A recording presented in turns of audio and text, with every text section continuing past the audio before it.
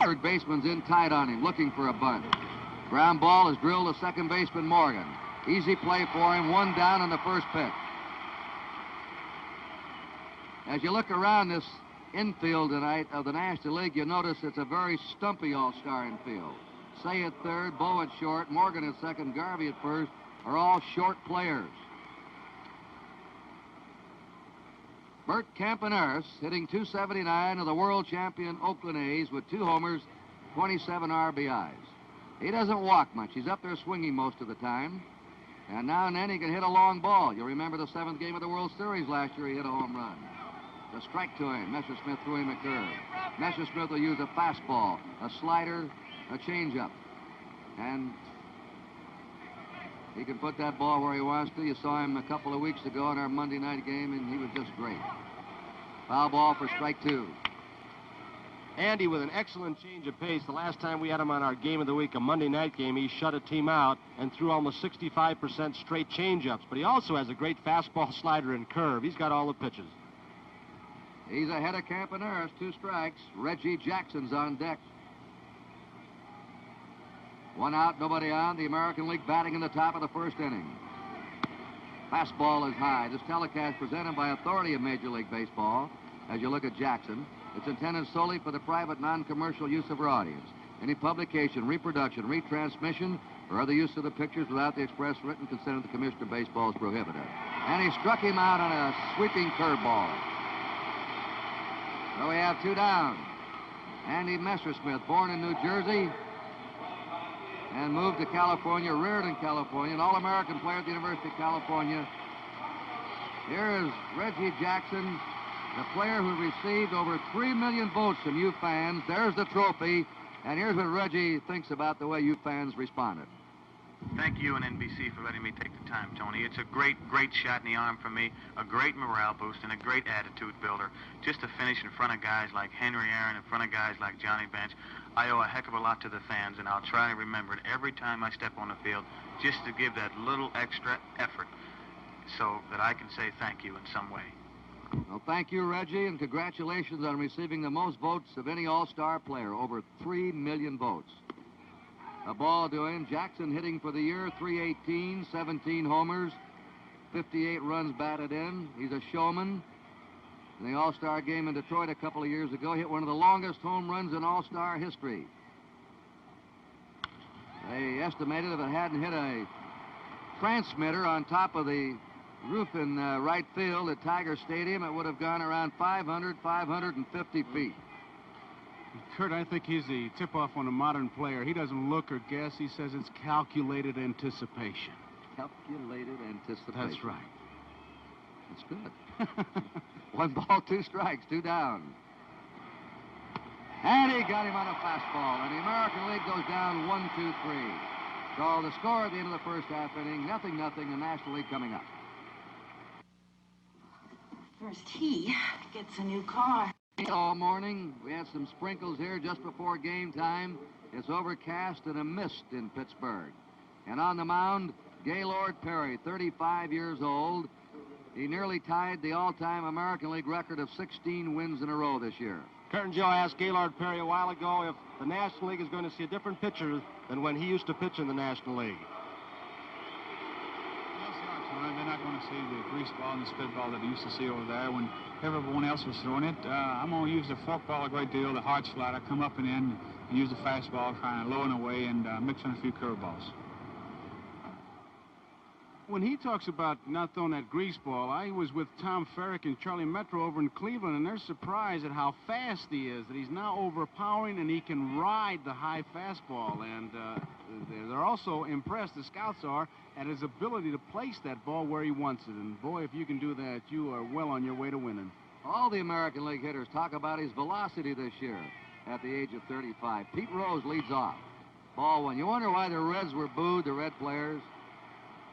And the Met players, the Pirate fans are mad because Yogi Berra didn't pick Richie Zisk, who's second in the National League in batting on the squad, fouled away.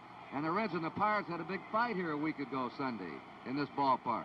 And in that fight, Bourbon bit one of the players, Patterson, and they had to give him a tetanus shot, I believe, or a rabies shot. And he pulled a head of hair off another one. slacking tonight. He had a big day.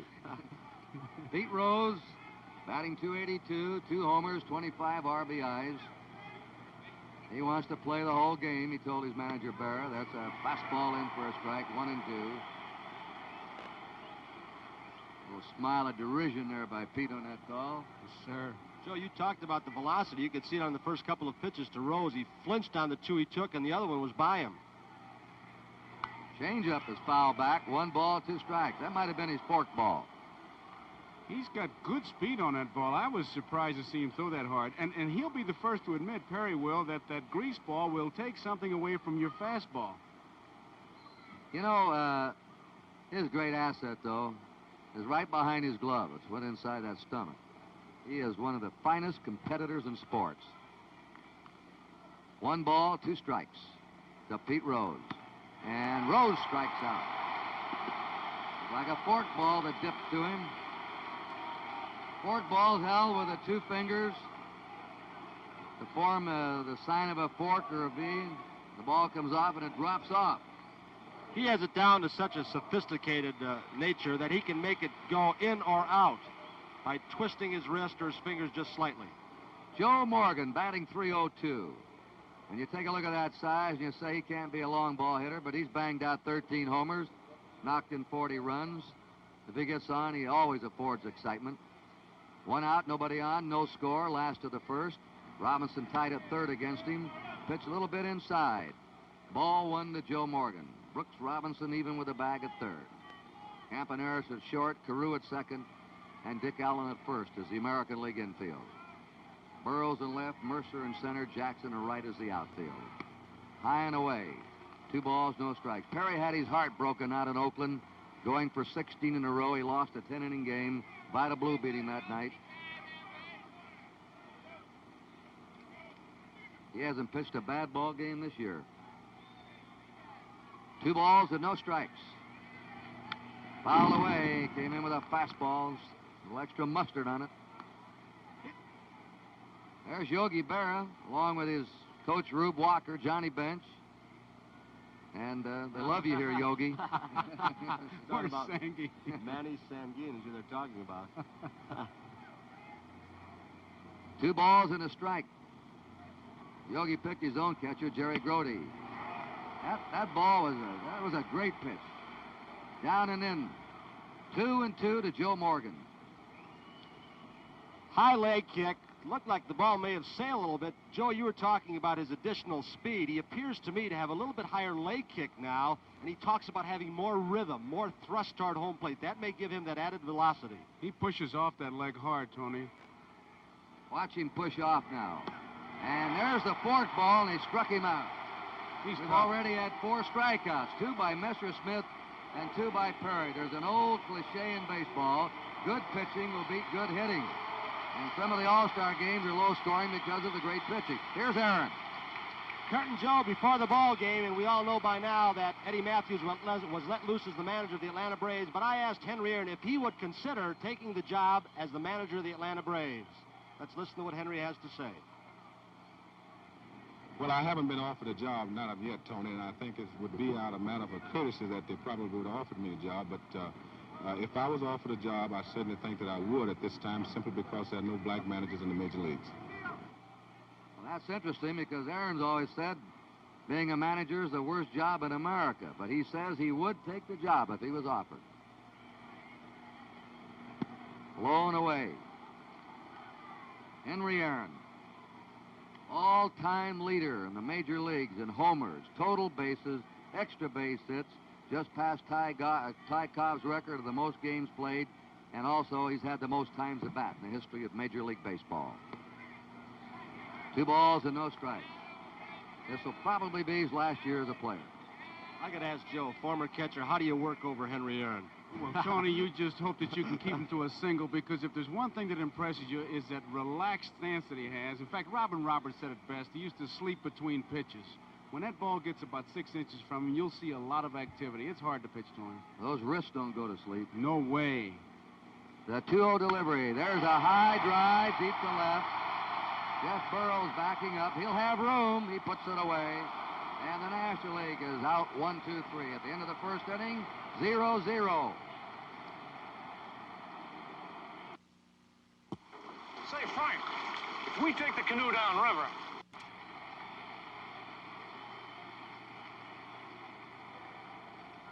Dick Allen, who showed up here at 18 minutes to 8 with an 8:30 starting time, is in the starting lineup, voted by you fans.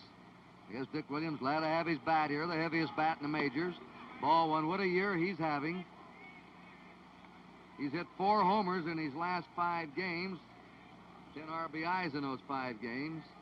He leads the majors in homers with 26. And he hits that one down the right field line. It's twisting toward the stands and the bullpen, and it's out of play. 1 ball, 1 strike to Dick Allen. Allen's seasonal average is .302. 70 RBIs. If Rod Carew were not up there with that 380-some batting average, this fellow would have a shot at a Triple Crown. He'll be followed by Bobby Mercer and then Jeff Burroughs. We have 2 handheld cameras here tonight. First time in baseball history. Run by a micro relay system, and they'll be everywhere and take you places you've never been before in a major league ballpark. 1-1 to Dick Allen. Messersmith drops behind him, 2-1.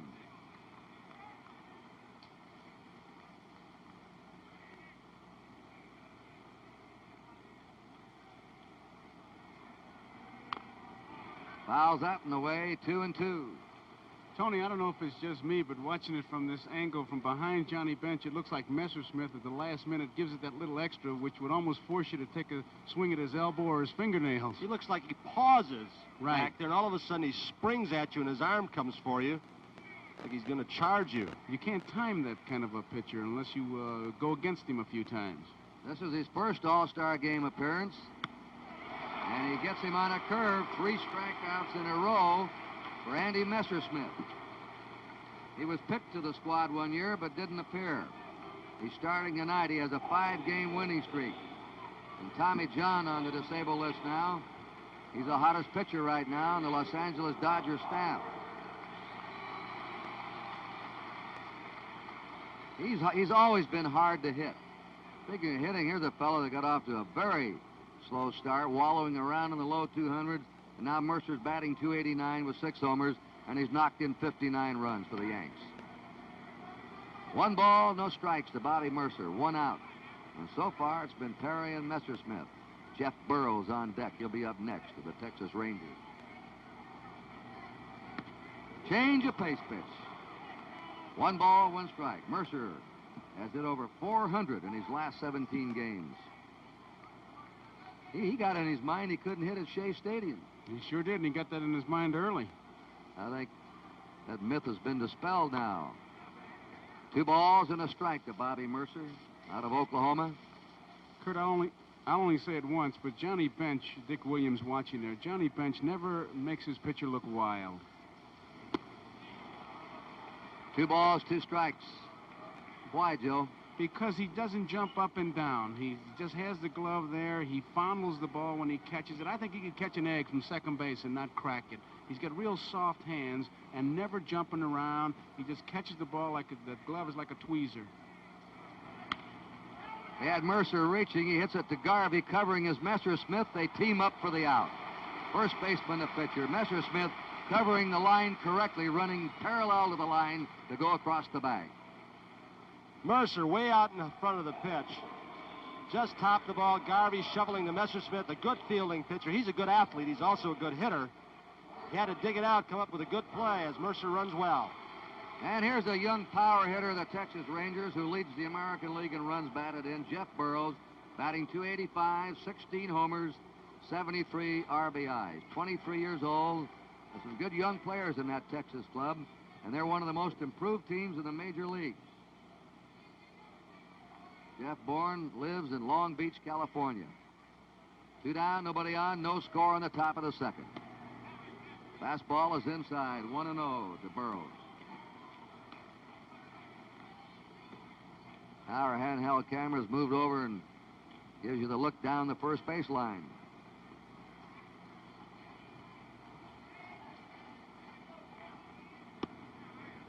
Outside for ball 2, 2-0 to Burroughs. Might just add, Kurt, that on some of the signs, as we see it from the center field shot, Johnny Bench is not having trouble calling the pitches. It's his location, like he wanted the pitch outside to Burroughs, but Messersmith took charge and wanted it inside. Messersmith's 2-0 pitch. Took a little off, change of pace. We said he's hard to hit. Anytime a pitcher allows less hits than innings pitched, he's got stuff. And throughout his major league career, he's allowed 7 hits for every 9 innings pitched. In talking to both National and American League hitters in this ball game tonight, they almost all agree that Mandy Messersmith has the best changeup in the major leagues. Well, Pete Rose said he's the toughest for him. In fact, of course, Rose has been trying to psych the Dodgers out. We'll talk about that later. He's telling them, watch out, we'll be right by you in about a month, boys. They wear their big red machine T-shirts around the clubhouse. The 3-1 delivery is fouled back, and we go 3-2. First full count we've had. We pause briefly for station identification. This is the NBC Television Network. WNBC TV, New York. Here in Pittsburgh, Jeff Burroughs with 2 down. Nobody on is a 3-2 count. And he's on. Here's our first base runner. That brings up the veteran Brooks Robinson.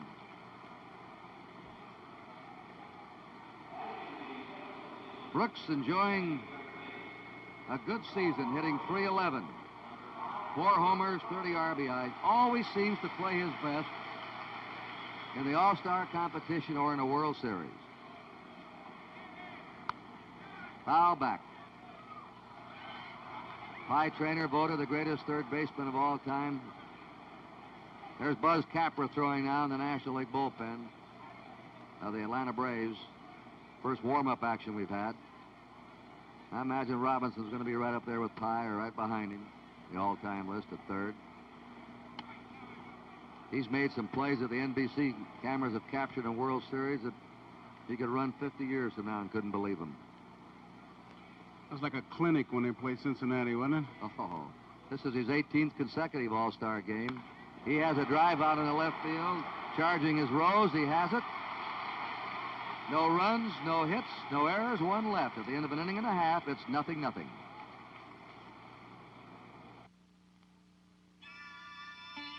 And 74, Johnny Bench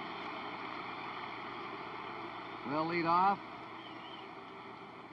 And he, as you can see, has had an imposing all-star record. Kaline, Sano, and Robinson have been above 300. I'll tell you, hitting 300 or better, Joe, in all-star competition is something considering the pitching you face. You can say that, boy, 8 or 9 times. You're facing the best every time you walk up there. Gaylord Perry breezed through the first inning. Bench has been swinging a hot bat. It's a strike to him. He's hit .360 in his last 15 games. And the Reds have started to make a move. Johnny has 17 homers, 65 RBIs. At the age of 25, he won a Most Valuable Player award. He's off stride on that pitch at strike 2. That was a fork ball, and Perry's feeding him that fork ball plenty tonight. You ask him, what's the secret at your age? He says, just a good old farm boy from North Carolina. Playing good old country hardball. Right. Brother Jim is 37. This is the kid of the 2. Brother Jim's having a good year, too, with the Indians. Struck him out. That was smoked. He just threw the ball right by Johnny. 35-year-old Gaylord Perry now struck out 3 of the first 4. Kurt talked about Brooks last inning, the great defensive moments and thrills he's provided us. Here's Brooks getting ready on a pitch. He likes to creep in just a little bit, has tremendous range to his left. Coming in on a ball, nobody like him. Jim Wynn of the Dodgers is up. He leads the National League in homers with 21, hitting .290, 69 RBIs. He's playing with a floating chip in his right elbow. He's going to have an operation when the season's over. It's hampering him. And he can't throw in the outfield. It could be a factor here in the early innings. I talked to Jimmy Wynn before the ball game and asked him what he remembers about Gaylord Perry when he faced him in the National League. Well, I remember one thing, you know, Gaylord likes to throw that greasy ball. And, of course, in the National League, it was a superstar. In the American League, he's a superstar. I'm just looking forward to facing that forkball that he has mastered a great deal. One strike to Jim Wynn. One out, nobody on, no score, last of the second. That ball will be in the seats in back of third. The American League's behind third base. It's Thurman Munson, the American League catcher, and the National League's behind first. Kurt, I don't know of a power hitter like Jimmy Wynn to the extent that when you're a big power hitter, you take those free swings, but he really knows the strike zone. He takes a big swing, but he's not a wild swinger. He's a hard swinger, and there is a big difference. If you study him, he gets a long swing. He builds up bat speed. Watch him how far he'll come back now and start his sweep. The toy cannon. You get him in that nicknames on your show before the game, the toy cannon? No, we didn't have room for that. We got Shotgun Shuba in there. But I like Pretzels Pizzulo. 1 ball, 2 strikes to Jim Wynn. He's second in the National League and walks to his buddy Joe Morgan. So Joe said he knows the strike zone. He hits a one-hopper, skids in front of Campaneris, picks it up. You saw Campaneris play the World Series last year. You know what kind of a shortstop he is. And oddly enough, at one time, Burt was not considered a good defensive shortstop. He was an offensive ball player. He popped some home runs early in his career, but he has learned to play hitters, to get rid of the ball, make the pivot. Got that short hop. He really moved in on it. Steve Garvey. We talked to Garvey, a write-in candidate.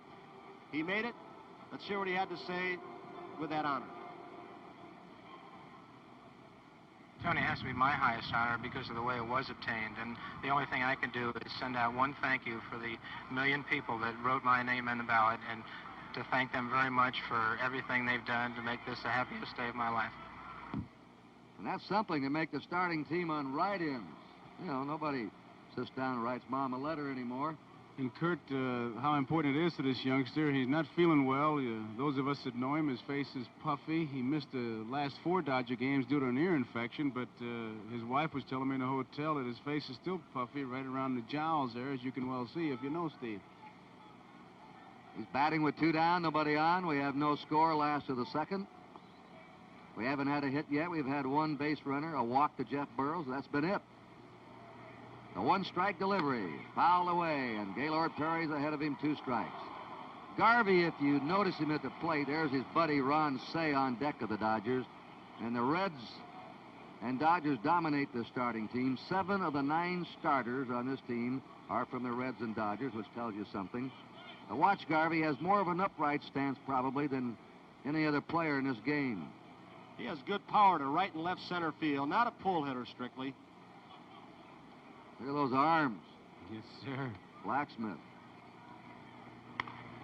And he has a base hit up the middle. Well, there's our first hit. Steve Garvey singles to center.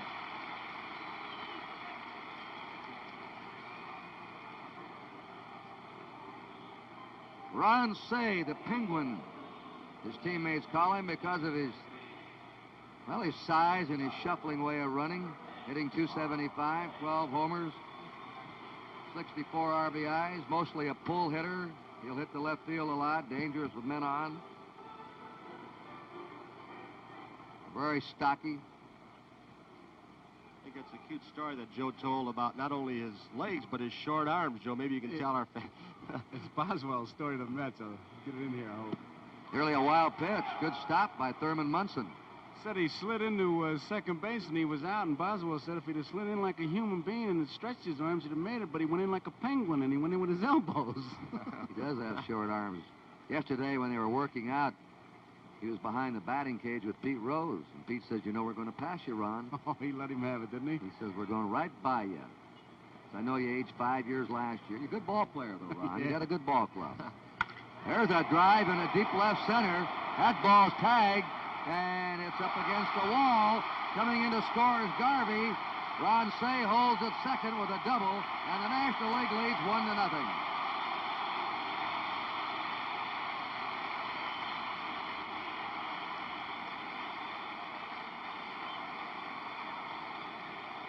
You call him the Penguin, Joe. Take a look at this run. He takes strides about 3 feet long, doesn't he? He scoots, man. Get him a tuxedo. That's right. Shove him on a cigarette pack. Larry Bowa hitting .268, the shortstop of the Phillies. That's the first All-Star game for Garvey, Say, and Bowa. They're hitting in succession. There's a bounding ball to second baseman Carew. And that's all, but the National League has grabbed the lead. They had 1 run on 2 hits at the end of 2, 1-0 Nationals. Freedom. Financial freedom. Thurman Munson hitting number 8. Gaylord Perry is due to follow him. There's no action in the American League bullpen. Now they're getting some action. Louis Tiant is getting up. They may hit for Perry. And then we'll go to the top of the order and pick up Rod Carew. Messersmith struck out 3, walked 1 in the first 2 innings. No hits. And he's in with a fastball for a strike to Munson, who replaced Carlton Fisk as the starting catcher. .247 average, you just see 9 homers, 28 RBIs.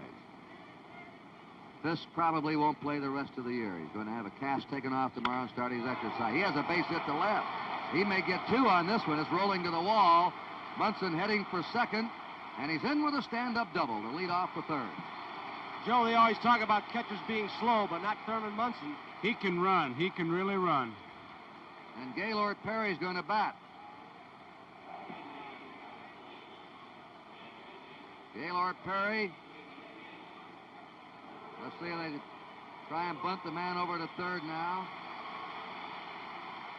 Johnny Bench wants to go out and talk to Messersmith about it.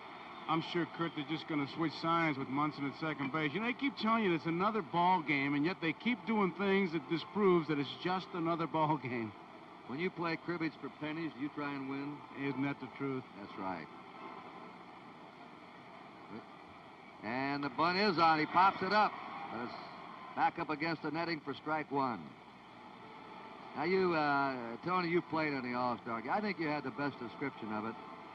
You come in, you have a 3-day break, but once the game starts, complete different attitude. There's no doubt that the players want to win for their leagues and be the hero and the star to gain respect for their teams. Good bunt. Messersmith has to go to first, covering his Morgan. Sacrifice for Perry. Munson's over at third now with 1 out and the top of the order coming up.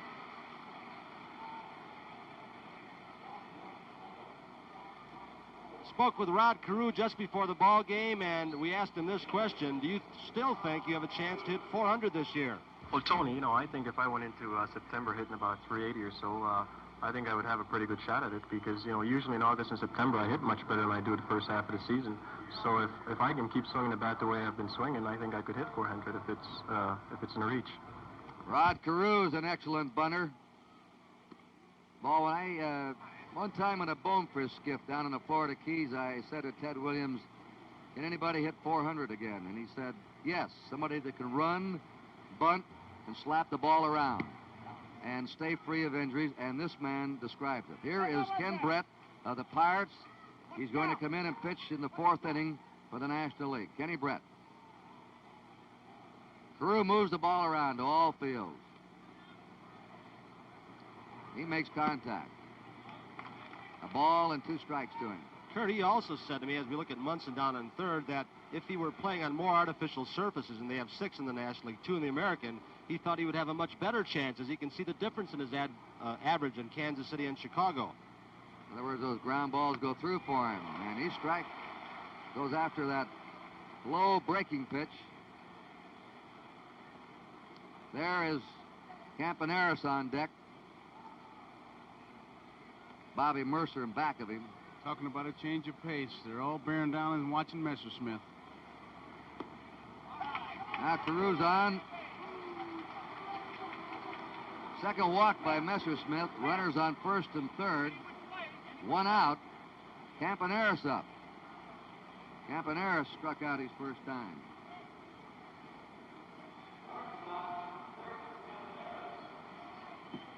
Carew's an excellent base runner. He has stolen 23 bases.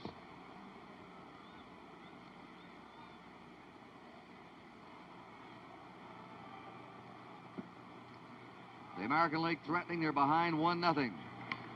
And there's a bunt down to first and let it go. It's foul. It was not the suicide squeeze. The runner at third was waiting to see how the batter handled the ball, Munson, before he broke. Look at it again, and very wisely, Steve Garvey lets the ball roll foul as Munson ran well off third base. I like that play a lot. There's the angle on the ball as it rolls foul. I like the play, Tony, because the run usually scores, and Kurt, if the worst thing you can get out of it, the man's at second base and one out and a run in. All right. You got another man set up. You got your gunners coming up. Reggie Jackson's on deck. The one-strike delivery. Low and away, 1-1 to Bert Campaneris. Mr. Rickey used to always say, let those nits and gnats get on, let them lions and tigers eat them up. 1 ball, 1 strike to Bert Campaneris. He hits it foul, and that's Whitey Herzog. That's right, Whitey. It'll sting for 2 or 3 innings. Herzog's coaching at third, and Jack McKeon, the manager of the Kansas City Royals, is over at first. Earl Williams is the other coach, and he's in the dugout with Dick Williams, the manager. The 1-2 pitch. Ooh, that was close. 2 balls, 2 strikes to Campaneris. The winning managers last year are the managers for the next year's All-Star game. Of course, Williams was out of baseball, and Earl Weaver was going to be the manager. There goes the runner. Struck him out. The throw to second. Now into center field. Coming in to score will be Munson. Carews on the way to third. He's in there, and the ball game is tied 1-1. Bench's throw wide of Morgan in the center. We've talked a lot, Joe, about that hinged glove and the one-handed style as we watch Carew get the jump. But I think the ball might have gotten stuck in the webbing of Bench's glove. He couldn't get it out, and then he hurried his throw after he looked the runner back at third base and threw it wildly. There's a near collision. They're almost hurting somebody right there as Carew just protects his face from the elbow of Joe Morgan. Very alertly, pops right back up into third base. And here's that play where Bench is trying to dig it out, and he had a little trouble getting it out. The ball kind of sailed. There you saw it. As it got by the pitcher, it sailed out towards the right field side of the bag, and Carew slid into Morgan, and that picked up an extra base. And the National League has just made its first error of the last 11 All-Star games. They've gone 11 All-Star games in a row without an error. That's why they've been winning. They've been beating themselves. Johnny Bench charged with an error with a throw into center field. The game tied, 1-1 in the third inning. 2 down, Carew at third. He can steal home. I don't know whether he tried an All-Star game. Dick Williams back in baseball. There's Earl Weaver sitting alongside of him, and Weaver's captain out with the Angels, Frank Robinson. The 2-0 delivery. 3-0, and the throw in the center field seems to have shaken Messersmith up a bit. You think he's looking for a hit sign at this particular spot, guys? He's going to be wailing. Jackson struck out his first time.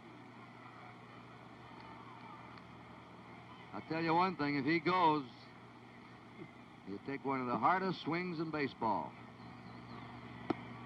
He's on. 3 walks by Messersmith. Runners on first and third for the American League, and Dick Allen up. This is a dangerous pitch, I think, Kurt. You pointed up that the throw may have upset Messersmith a bit. Now he's walked Reggie Jackson on 4 pitches, and Allen, usually the slugger will go up there saying he may want to just let up a bit to get a strike and get ahead of me, and if he does, he may go to work on massage it pretty good. Look at Allen ready to bear down now. Fouls it off. He uses probably the heaviest bat in the majors. And boy, how he pulls that trigger. He can really get it around.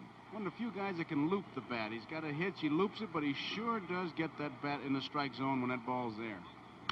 He slams it into left field for a base hit. Carew scores. Jackson makes the turn and holds at second, and the American League leads 2-1. An RBI for Dick Allen. That's the one thing that's got to impress you about all-star competition. When you can get 2 hitters like Jackson and Allen back-to-back in the same lineup, they can just devastate you, and they'll scare you, and I think they frightened Messersmith just a shade right then. Bobby Mercer grounded out his first time. Let's face it, one of the reasons for the success of the All-Star game in baseball, which has been the most successful of all professional sports All-Star Classics, it's really not a team game. It's individual performers. Nobody can help you at bat.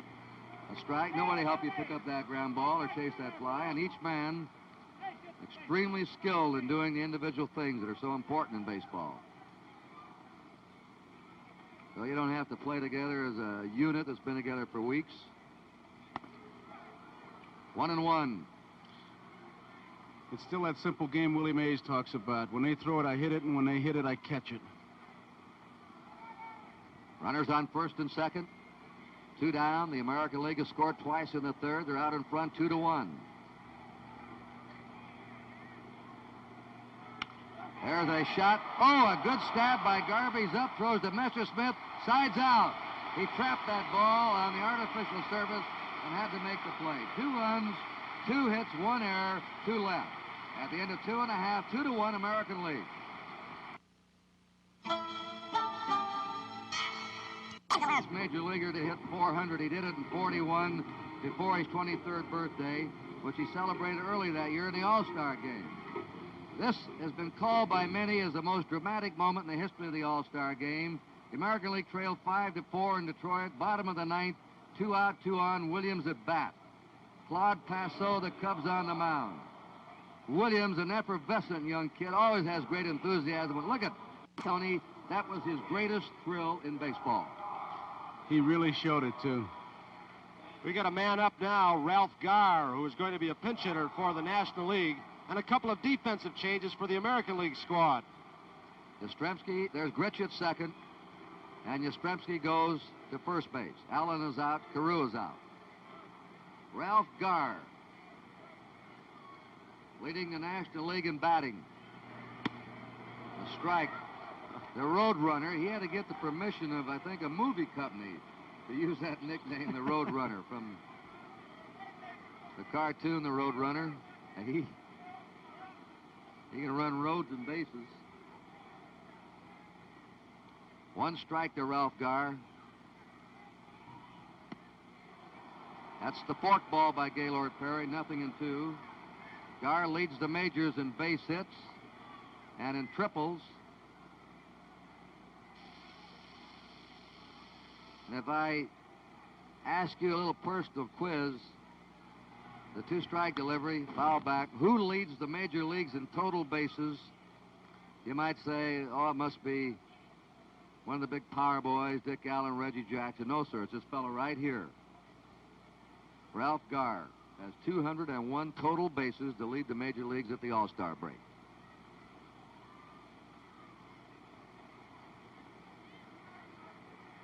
Pete Rose will be on deck, and then Joe Morgan. We talked to Ralph Garr before the game. You mentioned he has 149 hits. We asked him what he foresees the second half of this season or after the All-Star game the last 2 months. Well, that's great. You know, you go out and do what you are capable of doing and use it to its highest potential. I've been pretty successful this year. I've been topping the ball. I've been bunting. I've been hitting the ball hard every now and then. Most of all, God has blessed me to keep my legs strong, and I've been running pretty well, and everything's been going great for me. And I just hope that I can continue to make good contact as the year progresses, and hope they go on and have a good year. Yeah, Ralph, he didn't make contact then. Garr strikes out as a pinch hitter. Now Pete Rose, who's a switch hitter, is up for the second time. He struck out his first time.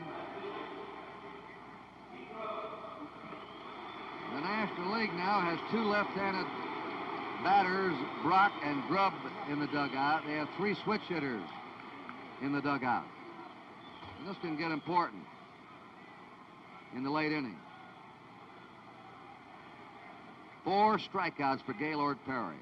The American League's ahead 2-1 in last of the third. Bounding ball hit the second baseman Grich. Over to the new first baseman Yastrzemski, who's been plagued with a bad back but felt all right to get in the lineup tonight. 2 down. Joe Morgan struck out. Here's a fella having a tremendous year, Bobby Grich of the Orioles.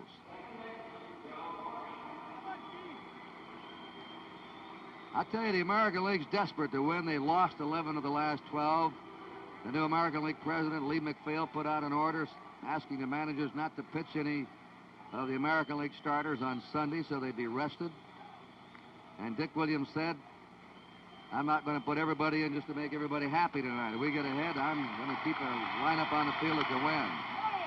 There's a high foul out of play. The roar you heard is for Ken Brett, who just trotted in from the National League bullpen. 10 of the last 11 the American League's lost. Kenny Brett, he's the only Pirate representative here tonight. And the Pirates are getting hot. They won 8 in a row.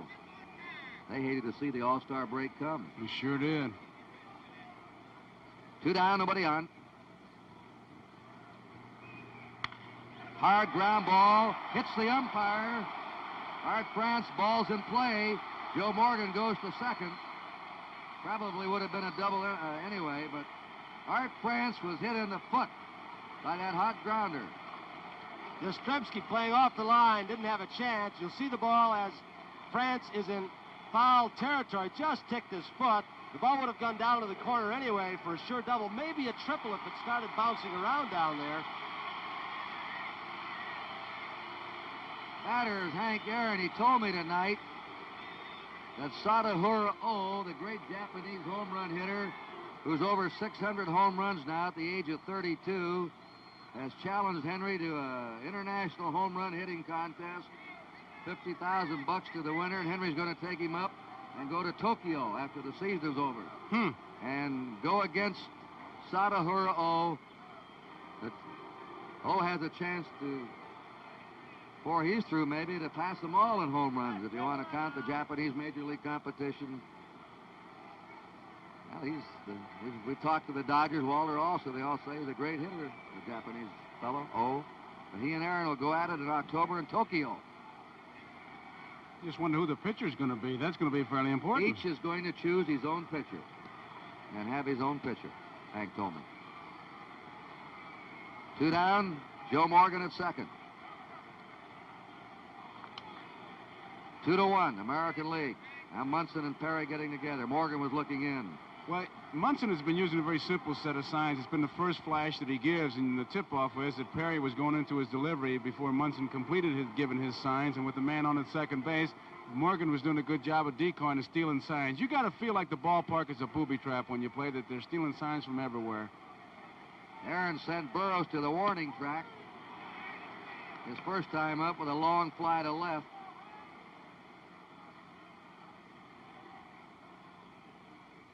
There's Burroughs. Average outfielder, not a great one, but average. He is a bounding ball deep short. Campaneris with a strong arm.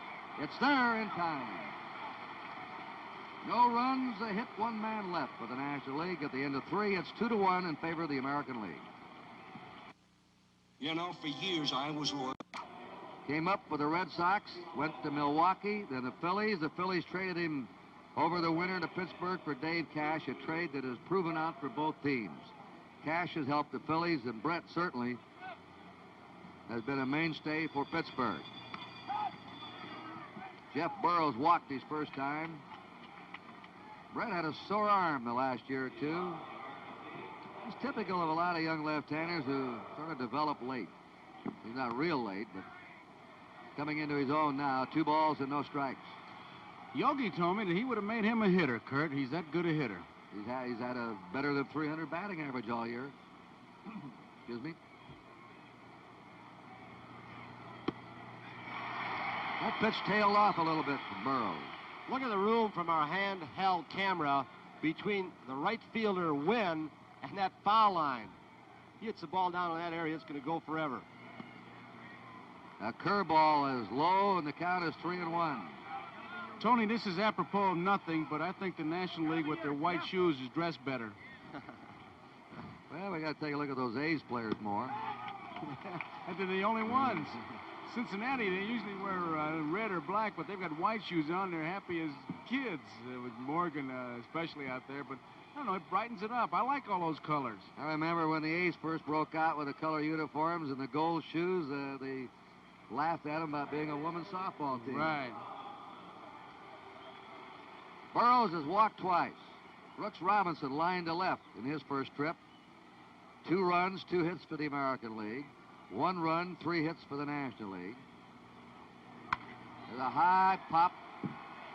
Morgan calling for it, the National League second baseman. And little Joe squeezes it for the out. Burroughs stays at first. And the National League has one error, their first error since the ninth inning, the second game of the 1962 All-Star game. The error committed by Eddie Matthews, actually 2 errors on 1 play.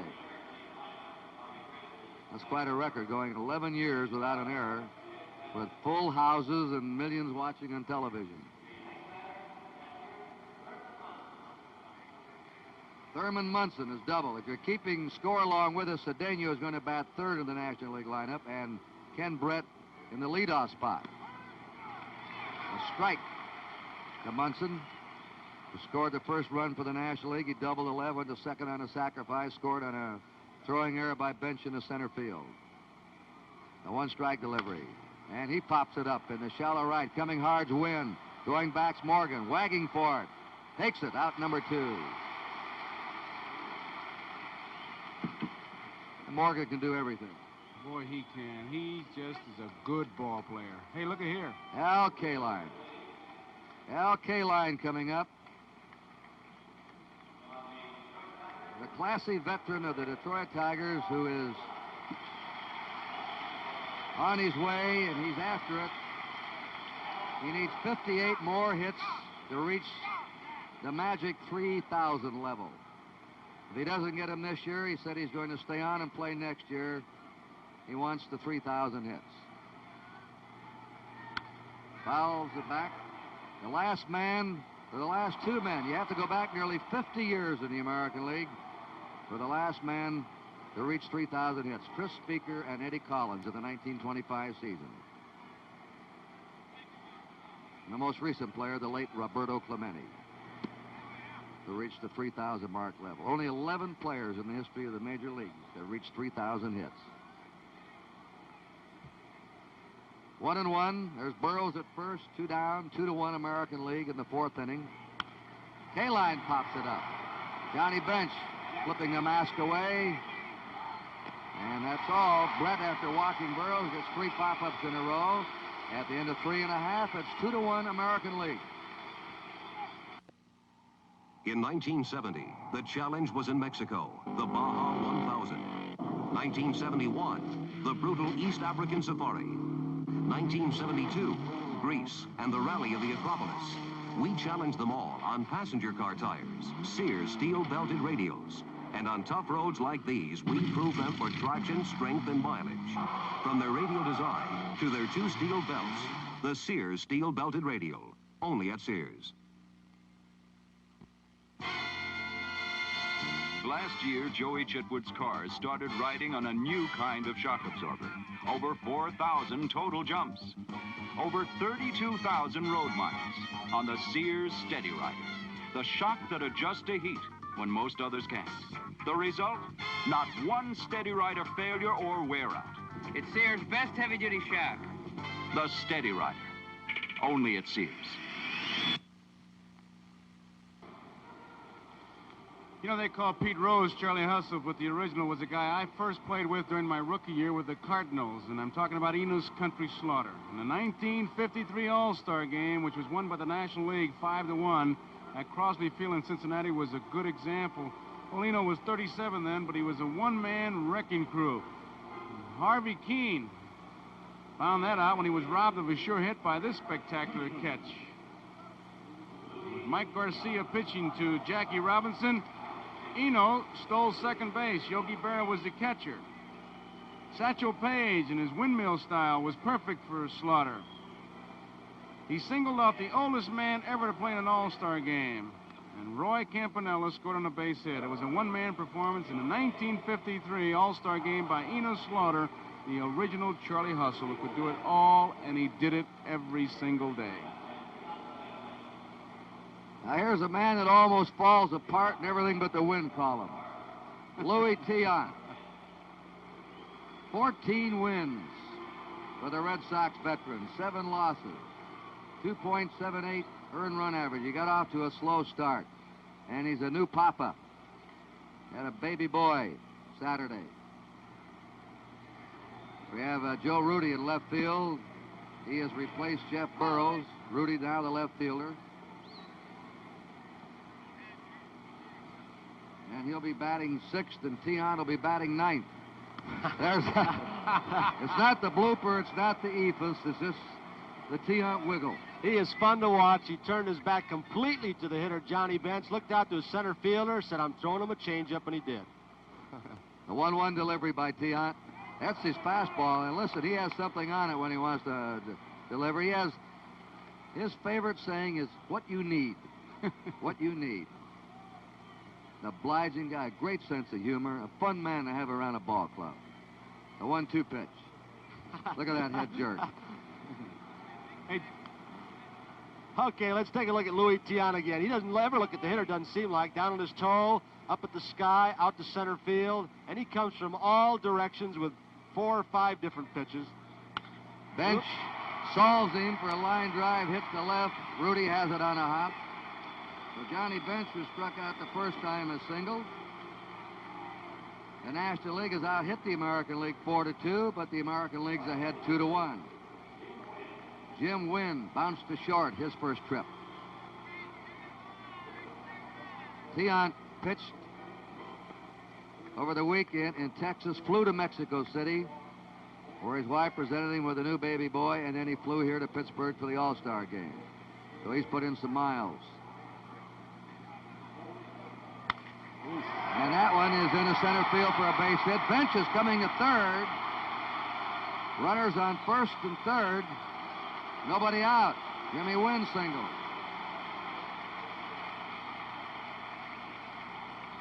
Sparky Anderson coaching at third, the manager of the Cincinnati Reds.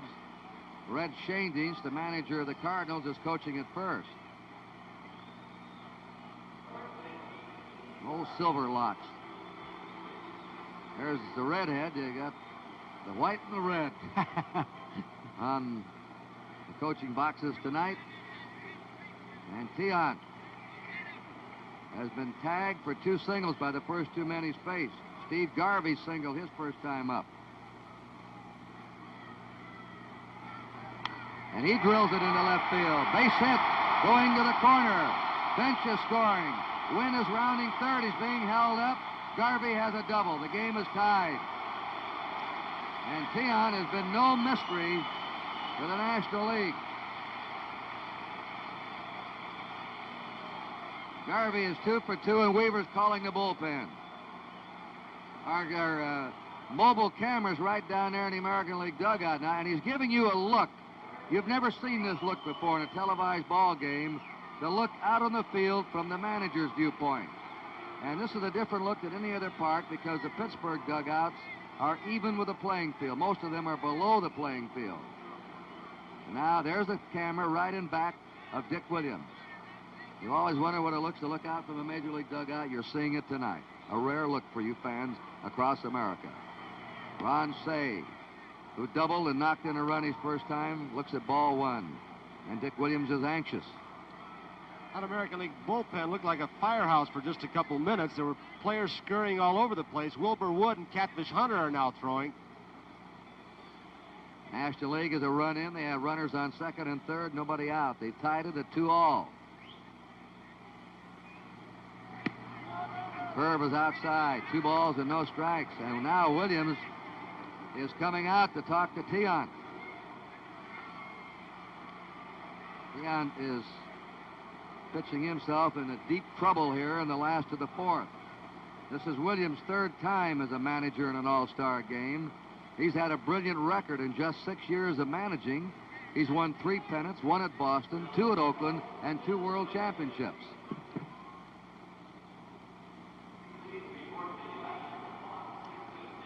Tiant's motion certainly has not fooled the National League hitter so far, but he's also hung some curveballs, especially the one to Garvey behind inside. Tony, I can imagine with the first base open, too, Dick Williams wanted to find out how Tiant felt. He doesn't have a big power hitter coming up next, and Say can pop the ball, and if he hits one now, it'd be a big, big bulge for the National League. They're deep and toward left for Ron Say. There's ball 3. You saw that little bulletin flash to you. 4 first-place finishes for Williams. One of those was a division championship, but they lost the pennant to the Orioles in the playoffs when he was out at Oakland. And, of course, you all know the story of Williams and Finley and walking away. Ground ball to second. Grich is up. looks to home, lets the man come on in, and throws Say out at first, an RBI for Say, who now has knocked in 2 runs. You don't think they want to win? Huh. 2 RBIs in this game for Ron Say, and the National League leads 3-2. Moving to third was Steve Garvey with 1 out. Larry Boa grounded out his first time. An excellent bunter, and the infield's in. The infield in now. They'll try and choke off this run if they can. Boa hits it down to first foul. Outfield playing very shallow for Larry Boa also, and they've got some pretty good throwing arms, especially in right field and Reggie Jackson. Mercer throws well. Rudy charges the ball like an infielder and gets rid of it. Ball 1, strike 1 to Larry Boa.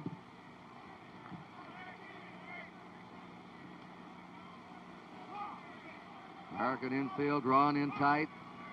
The outfield straight away. Boa pokes the ball around, not a long ball hitter, and fouls it away, and it's 1 ball, 2 strikes. Ralph Garr's on deck. He's batting 9th. He came in as a pinch hitter in the 3rd and stayed in the ball game. Ralph Garr. There's a grounder to short. The draw in infield. Campaneris looked the man back. Throws Boa out. 2 down. Garvey's still at 3rd. And Ralph Garr's up. He struck out his first time. Now the infield backs up. With 2 outs, they've still got to be a little bit cautious with Garr up there because he's a pretty good bunter. He may try and score the run that way. And also, they have to play in Tony and Joe a step or 2 on him. Robinson's even with the bag at 3rd because of Garr's tremendous speed going down the line. Change up is foul back. That is Tiant's hesitation pitch, sort of a takeoff of Satchel Paige's stopping at the top of his delivery, hesitating, then coming on through with his delivery. 1 strike to Ralph Garr. 3-2, National League. High fly down the left field line. Campaneris going out, calling for it. A foul ball, he has it, the side's out. 2 runs, though, for the National League. 3 hits, they left 1. At the end of 4, 3-2, National League. Chances are your house is covered, and your car, and your life is covered. But how about your money? I carry covered money. First National City Travelers checks are covered money because they're as good as money until you lose them. Then they're better because you can get them replaced on the spot at more than 35,000 places around the world. And you can spend them at millions of places. So, wherever you go, first get First National City Travelers checks, the covered money. Painting can be a merry-go-round. When you finish, it's almost time to start again. Not with Sunproof Latex House Paint from Pittsburgh Paints. You see, Sunproof Latex has a patented formula with built-in acrylic flexibility. Resists cracking, peeling, blistering. Colors are fade-resistant, so you paint less often. Get off that merry-go-round. Get Sunproof Latex House Paint. Wherever you see me. The Pittsburgh Paints Peacock.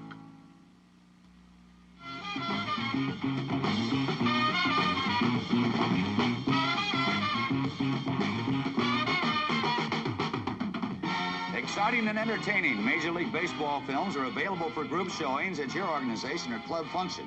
For a free brochure of baseball film listings, send a postcard to Baseball Film Division, 1650 Broadway, New York, New York, and the zip is 10019. The preceding announcement furnished by Major League Baseball. This is the commissioner's box, and you're right in the front row, Mr. and Mrs. Kuhn or Mr. and Miss Galbraith. I don't know the other gentleman. It's Bill Salatis, the president of Gillette North America, and Julian Goodman, chairman of NBC, chairman of the board. Back on the right, Herb Schlosser, president of NBC, Bob Howard, the president of the television network. I saw Joe Cronin there, who just retired as president of the American League in the second row. Hall of Famer Joe Cronin. In that second row, Carl Lindemann, vice president of sports of NBC. There's a drive in the right field by Bob Gritch to lead off the 5th. He's on. Gritch has hit 15 homers this year. He's one of those player's prose that grows on you. You have to watch him every day to really appreciate him. Bert Campaneris has struck out twice. 6 hits now for the National League, 3 hits for the American League. I love that Gritch's name. It looks like one of those abbreviated things just to be in a box score. Campaneris trying to bunt again down the first base line. Strike 1 to him. His wife's quite a painter, you know. He does the artistry with a bat, with the feet and the glove, and she does it with the oil brush. Ken Brett has just allowed his first hit. He's in relief of Messersmith. Inside a ball, 1-1. You hear that chatter in the infield.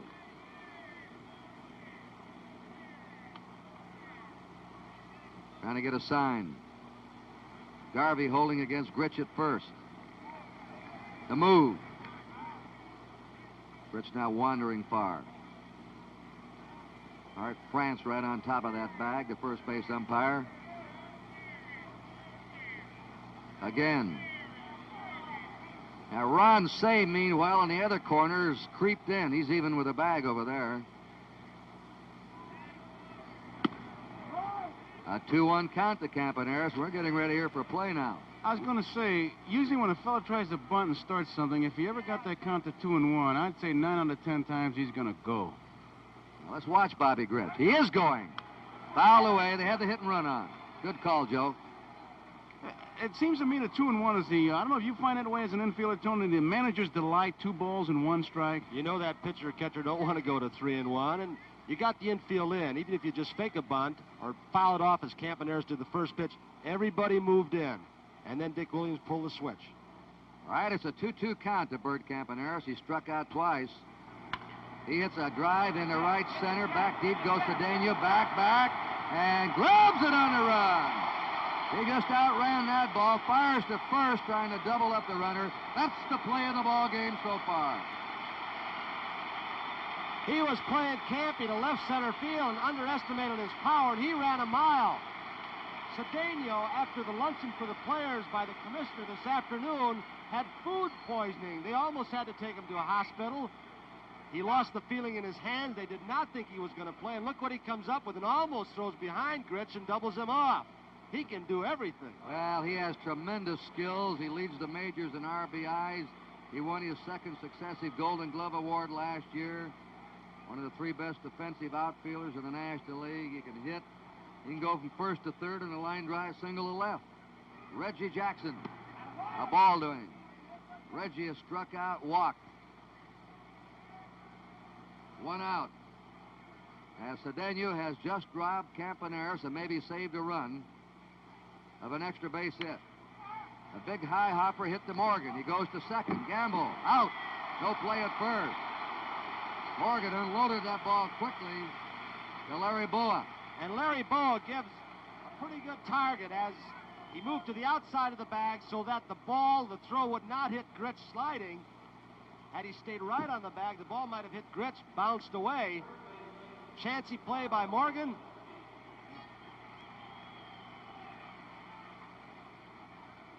Good defense so far in this game by the National League. Garvey, Cedeno, now Morgan getting the lead runner. Carl Yastrzemski up for the first time. A strike in the corner to him. He's hitting .331. He is second now in the American League in batting to Rod Carew. Carl has 11 homers, 54 runs batted in. Perennial all-star for the Red Sox. And this is the Allegheny Club. This is one of these private clubs we have in all the new stadiums in baseball. Look at them, isn't that? That's a tough way to watch a ball game, huh? I'll tell you, the good old days are right now. A little more dessert, sir? Oh, yes, please. Jackson's at first. 1 ball, 2 strikes. Reggie, a big man, though, is an excellent base runner. He's stolen 10 times in 14 attempts this year. American League trailing by 1 run. He reaches and pokes it down the left field line. Gar racing. No one can get to it. It's in the seats. 1 ball, 2 strike count to Carl Yastrzemski. Amazing thing about the man right there, Reggie Jackson, and he reminds me so much like Mickey Mantle. He can dominate a game in so many different departments. Jackson told me before the ball game, he said, watch, I'm going to be the star of this game. He believes every game he's going to go into that he's going to be the dominant force. That's what kind of confidence he has. He's got that great quality that all-stars have, which is called, Pete Reiser called it, inner arrogance. He knows he can do it, and that's the way you have to feel to get the job done. And it's stabs by Morgan at first, and he took a base hit away from Yastrzemski. No runs, a hit, one left. And the score at the end of 4 1/2, 3-2 Nationals. Love power steering, 'cause I'm not too strong.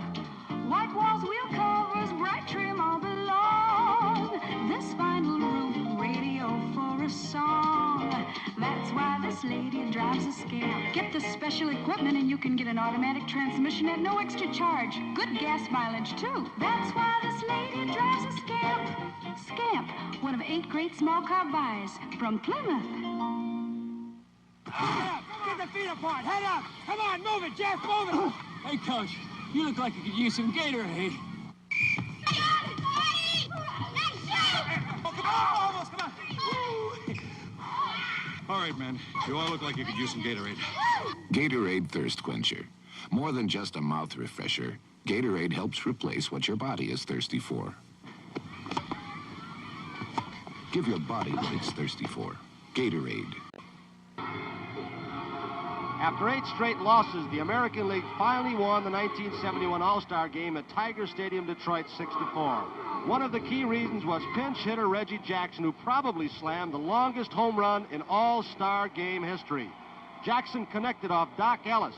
The ball sailed high, 520 feet from home plate, and then bounced back onto the field. Might have gone 600 feet and out of the park if it had not hit a power transformer. Later, Al Kaline of the Tigers said, I've been in this park 18 years, and I never saw a ball hit that hard. And looking in from our mobile camera in center field, we also have a new center fielder now for the American League. George Hendry of the Cleveland Indians has replaced Mercer. Lou Brock is coming up to bat in the leadoff spot for Ken Brett. The fans are booing. They wanted to see Brett hit. Lou Brock. And we thank the Pittsburgh Pirates for their courtesy, and they have been marvelous hosts to the nation's press, radio, TV, and all the fans here for this All-Star game. Lou Brock, .316 average, 3 homers, but a big story, him, of course, 60 stolen bases. Change up in the right field. We'll get a chance to see him now in the bases. He's on. He is 22 games ahead of Maury Wills' pace when Wills broke the all-time record, Ty Cobb's record, in 1962. But Wills stole 47 bases, or 49 of his last 55 games. And let's not only watch Lou Brock, let's watch Luis Tiant, who has all kinds of trick moves toward home plate and toward first base. Some say he balks, but watch him. All right, Brock getting back. Brock stole his 60th game and his 60th base in his 95th game. Maury, his 60th base. Bluffs the dash, doesn't go. And that's a sign of a good base stealer. Lou knew he did not have the good jump. Tiant held the ball, got him flat-footed, so he decided not to go. Actually, as I look down here, Maury stole 53 bases in his last 59 games to pinch it down even more. And Brock knows he's got a fantastic pace in August and September to break the all-time record. But he's going for it. There, he starts the bluff. It doesn't go. I want to tell you one thing. 60 bases at the All-Star break for a man 35 years old is an amazing feat. That it is. It's an amazing feat anytime, but All-Star break, it's a lot. There's a real cat-and-mouse game going on here because Tiant is throwing from any part of the stretch position he's going into, and Brock, who has the green light to run anytime he gets the jump. Morgan has struck out and doubled. It's a 2-0 count. Brock is going. Here's the throw by Munson. He's in there. He's got it. He's on his way to third. Brock steals second, goes to third on the throw in the center field. That's his first stolen base in All-Star game competition. The amazing part of Lou Brock, everybody knows he's going. Pitcher, catcher, all you television viewers, Munson, one of the best defensively in the baseball, getting rid of the ball. He sidearmed it, got rid of it quickly. Look at it again. Tony, I didn't think he had a good jump at that because he kind of broke back off his foot rather than his left foot rather than the crossover, and that throw, a low throw, and Brock in complete control goes on over to third. Good throw would have had him beat, Joe. As Yes, you sir. said, you could see it. And a throwing error charged to Thurman Munson. Each catcher now has been charged with a throwing error. Runner on third, nobody out. National League ahead, 3-2. A foul ball. He went after that 3-0 pitch. 3-1 count to Morgan. Cesar Cedeno's on deck. You have two different throwing styles in Munson and Bench. Bench is a gunner, whereas Munson, good, accurate, flips that ball and gets rid of it quickly, but this one sailed on him. Tion has been roughed up for 4 hits. There's a drive twisting down the left field line. It'll be in the American League bullpen. Looks like Jim Hunter chasing it. The Raleigh Fingers. Raleigh Fingers. Tion, you'll observe working out of the stretch with a runner on third. Lou Brock. Robinson in tight at third. Yastrzemski close at first. The 3-2 pitch to Morgan. Line drive into center field at Hendrick. Brock will score easily. He could crawl in on this one. And the National League has a 4-2 lead, a sacrifice fly, an RBI for Joe Morgan.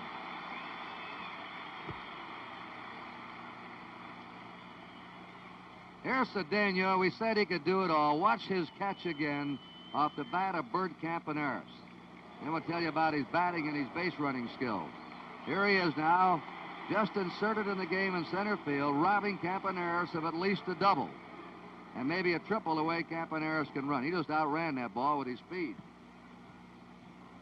Cedeno leads the majors in RBIs with 75, 19 homers, a .299 batting average, and he's stolen 36 bases. What credentials. And still in his young 20s. 3 All-Star games, the age of 23. He has those same credentials as Reggie Jackson has, can do it all. He hits a high fly out to left center. George Hendrick loses his cap, but not the ball. There's 2 down.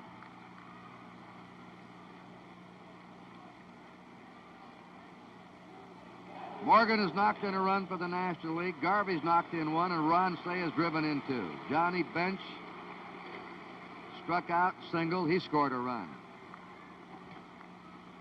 3 homers in All-Star games for Johnny. He'll have a lot of All-Star games left.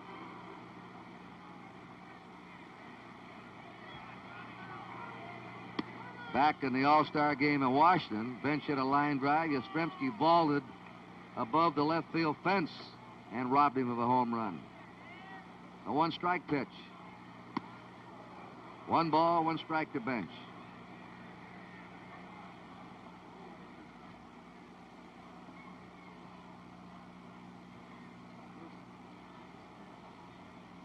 George Hendrick will hit in Bobby Mercer's spot, so he'll be due to lead off in the 6th inning for the American League. Rudy will follow, and then Brooks Robinson.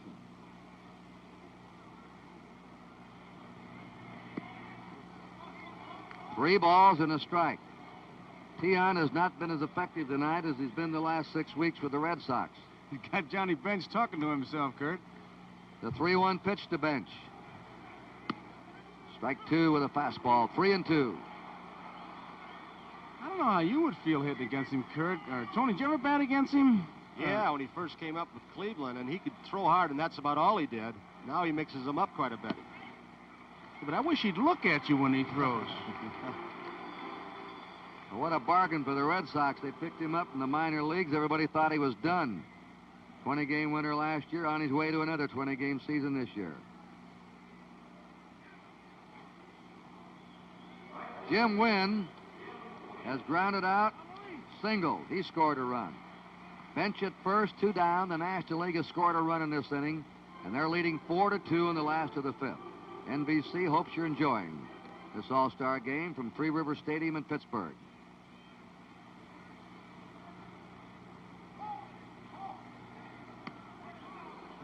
0-1 to win.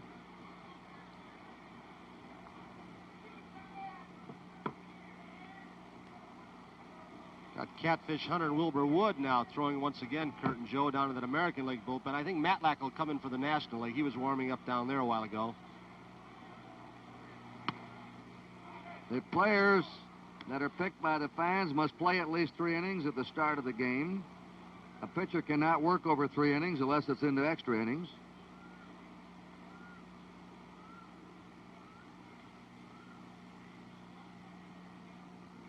Got the Fu Manchu, the sideburns, the works. 1-1 pitch to win. Slow one. Floating in. 1 ball, 2 strikes to Jim Wynn. There he is, a little way that he tries to deceive that runner and also the hitter a little bit as he comes down, and that's been contested by some saying it's a balk, and the umpire say no, it's part of his natural motion. He does it all the time. He's pitching 1 ball, 2 strikes to Jim Wynn. Now the move to first. He nearly got him. He went off. Johnny had about a 1.5 step lead. Well, he hypnotizes you the way he moves that glove. You know, he can trick you into it. He can throw from anywhere as he comes set. Look at him. Now to the plate. Foul ball back. This is his 2nd All-Star game. He was a starting pitcher in the '68 game at Houston. He was charged with a loss, a 1-0 loss, and his own throwing error to first base led to the run. Willie Mays in that game scoring the unearned run that won the game for the National League. Change up, hit deep to right. Jackson backing up. He's an excellent outfielder. That's all, but the National League picked up a run, a hit. There was 1 error, 1 left. At the end of 5, 4-2, National League. Dick Tracy, Wethead. Dick Tracy, the dry look. Clark Kent, Wethead. Clark Kent, the dry look. Shazam, Wethead. Shazam, the dry look. The dry look makes a good guy look even better. And only Gillette has the adjustable valve to spray as light and dry as you like. So come on, hero, get rid of that wet look. Get the dry look. The dry look aerosol hair control from Gillette. Molly, I'm home! Molly! Caleb! Caleb! Molly! Caleb! Ugh, long time no see. Turn your face into a kisser. Gillette foamy can do it, mister. Why shake her hand when you can kiss her? Welcome home, Caleb. Foamy shaking turns your face into a kisser. We pause now for station identification. Roy Clark, Rich Little, and Loretta Swit on the Mac Davis Show, Thursday night.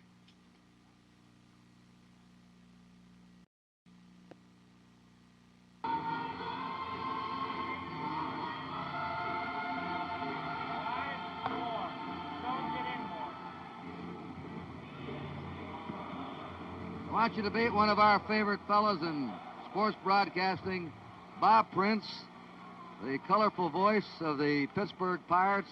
And we wanted you to come in and say hello to the nation fans tonight, Bob. Well, thank you, Kurt, and everybody. It's really nice to be here, and it's awfully good to see the National League, if I may root just a moment on national television for our National League club to be ahead 4-2. But there's one thing missing here, Kurt.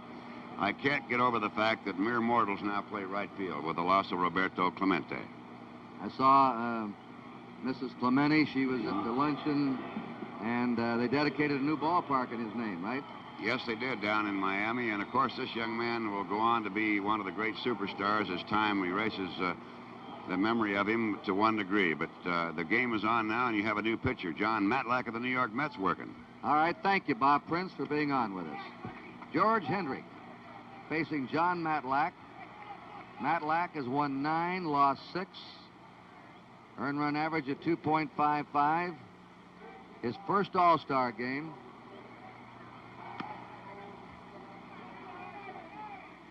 Two balls and a strike. Reggie Smith now has moved to right field. He's replaced Jim Wynn. Smith will be leading off in the batting order for the National League. Hendrick fouls it back. Hendrick has arrived now as an established Major League ball player. Some of the Oakland A's were moaning, Joe, in the clubhouse, that they wish the A's had been more patient and kept him. He's got as quick a bat, and when they talk about tools, this fella's got them all.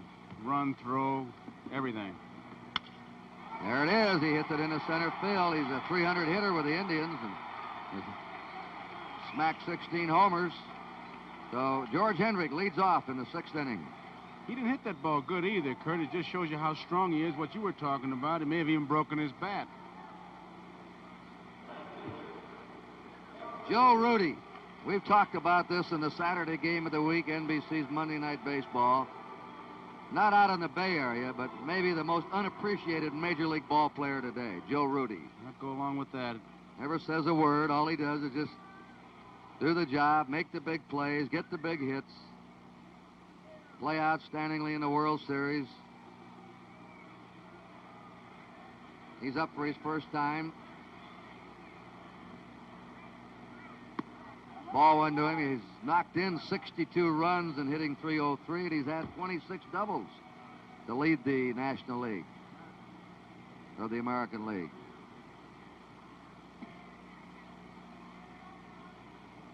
Bob, were you disappointed only one Pirate picked in the All-Star team? No, not at all. I think our fellas responded very beautifully to it, Kurt. They said you don't deserve to be in, you don't get in. Well, I want to ask you one last question. You won 8 in a row. You've been wallowing around, down around the bottom. Suddenly your bats are starting to zing. You're getting some pitching.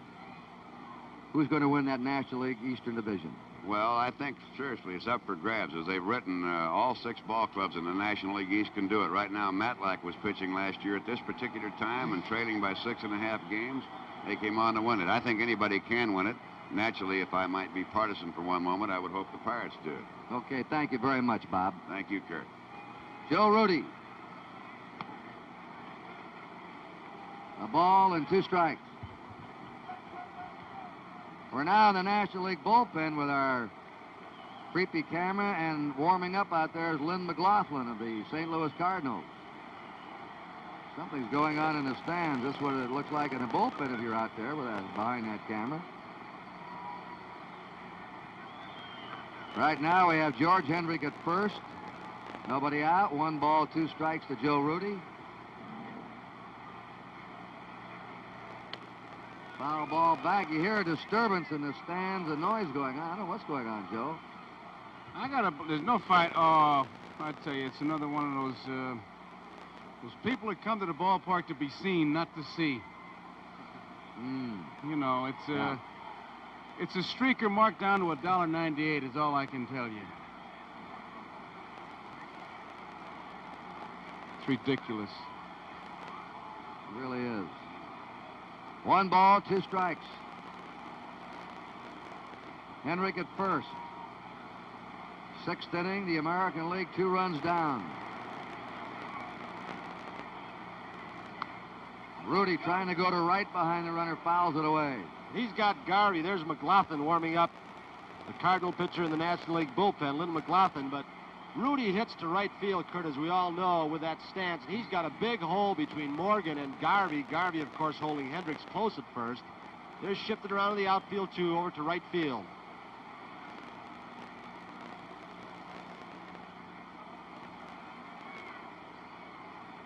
One ball, 2 strikes to Rudy.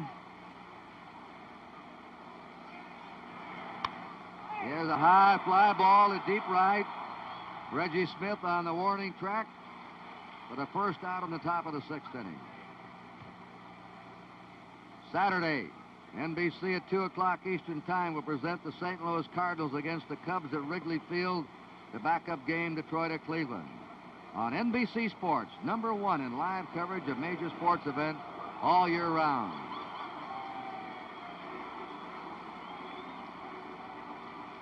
Now young John Matlack, who many regard as perhaps the finest young left-hander in the major league today, faces Brooks Robinson, who's lined to left and popped up. Ball went in. Watch Johnny Bench catch. Randy Hundley was really, of the modern era, the first one-handed catcher. Bench followed him.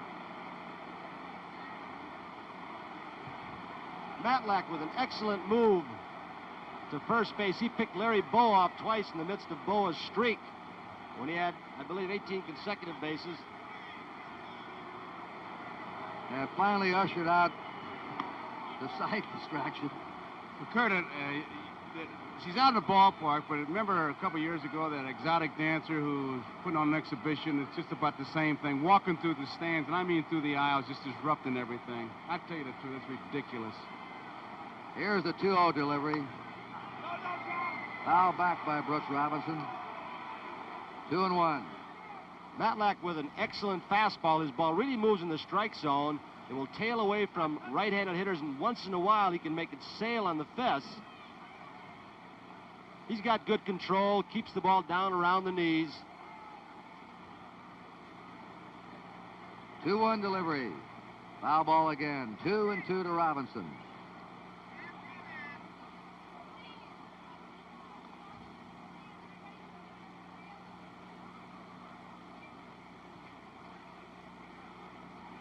And now our mobile camera, run by a micro relay system, gives you the look from the right field line. We have 2 of these cameras here tonight.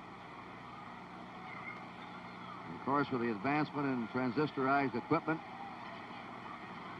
we'll move around a lot better than we could 5 years ago with another foul. 2-2.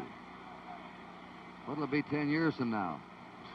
I remember, Joe and Tony, about 10 years ago, we had 3 cameras doing a ball game. It was remarkable to get a close-up.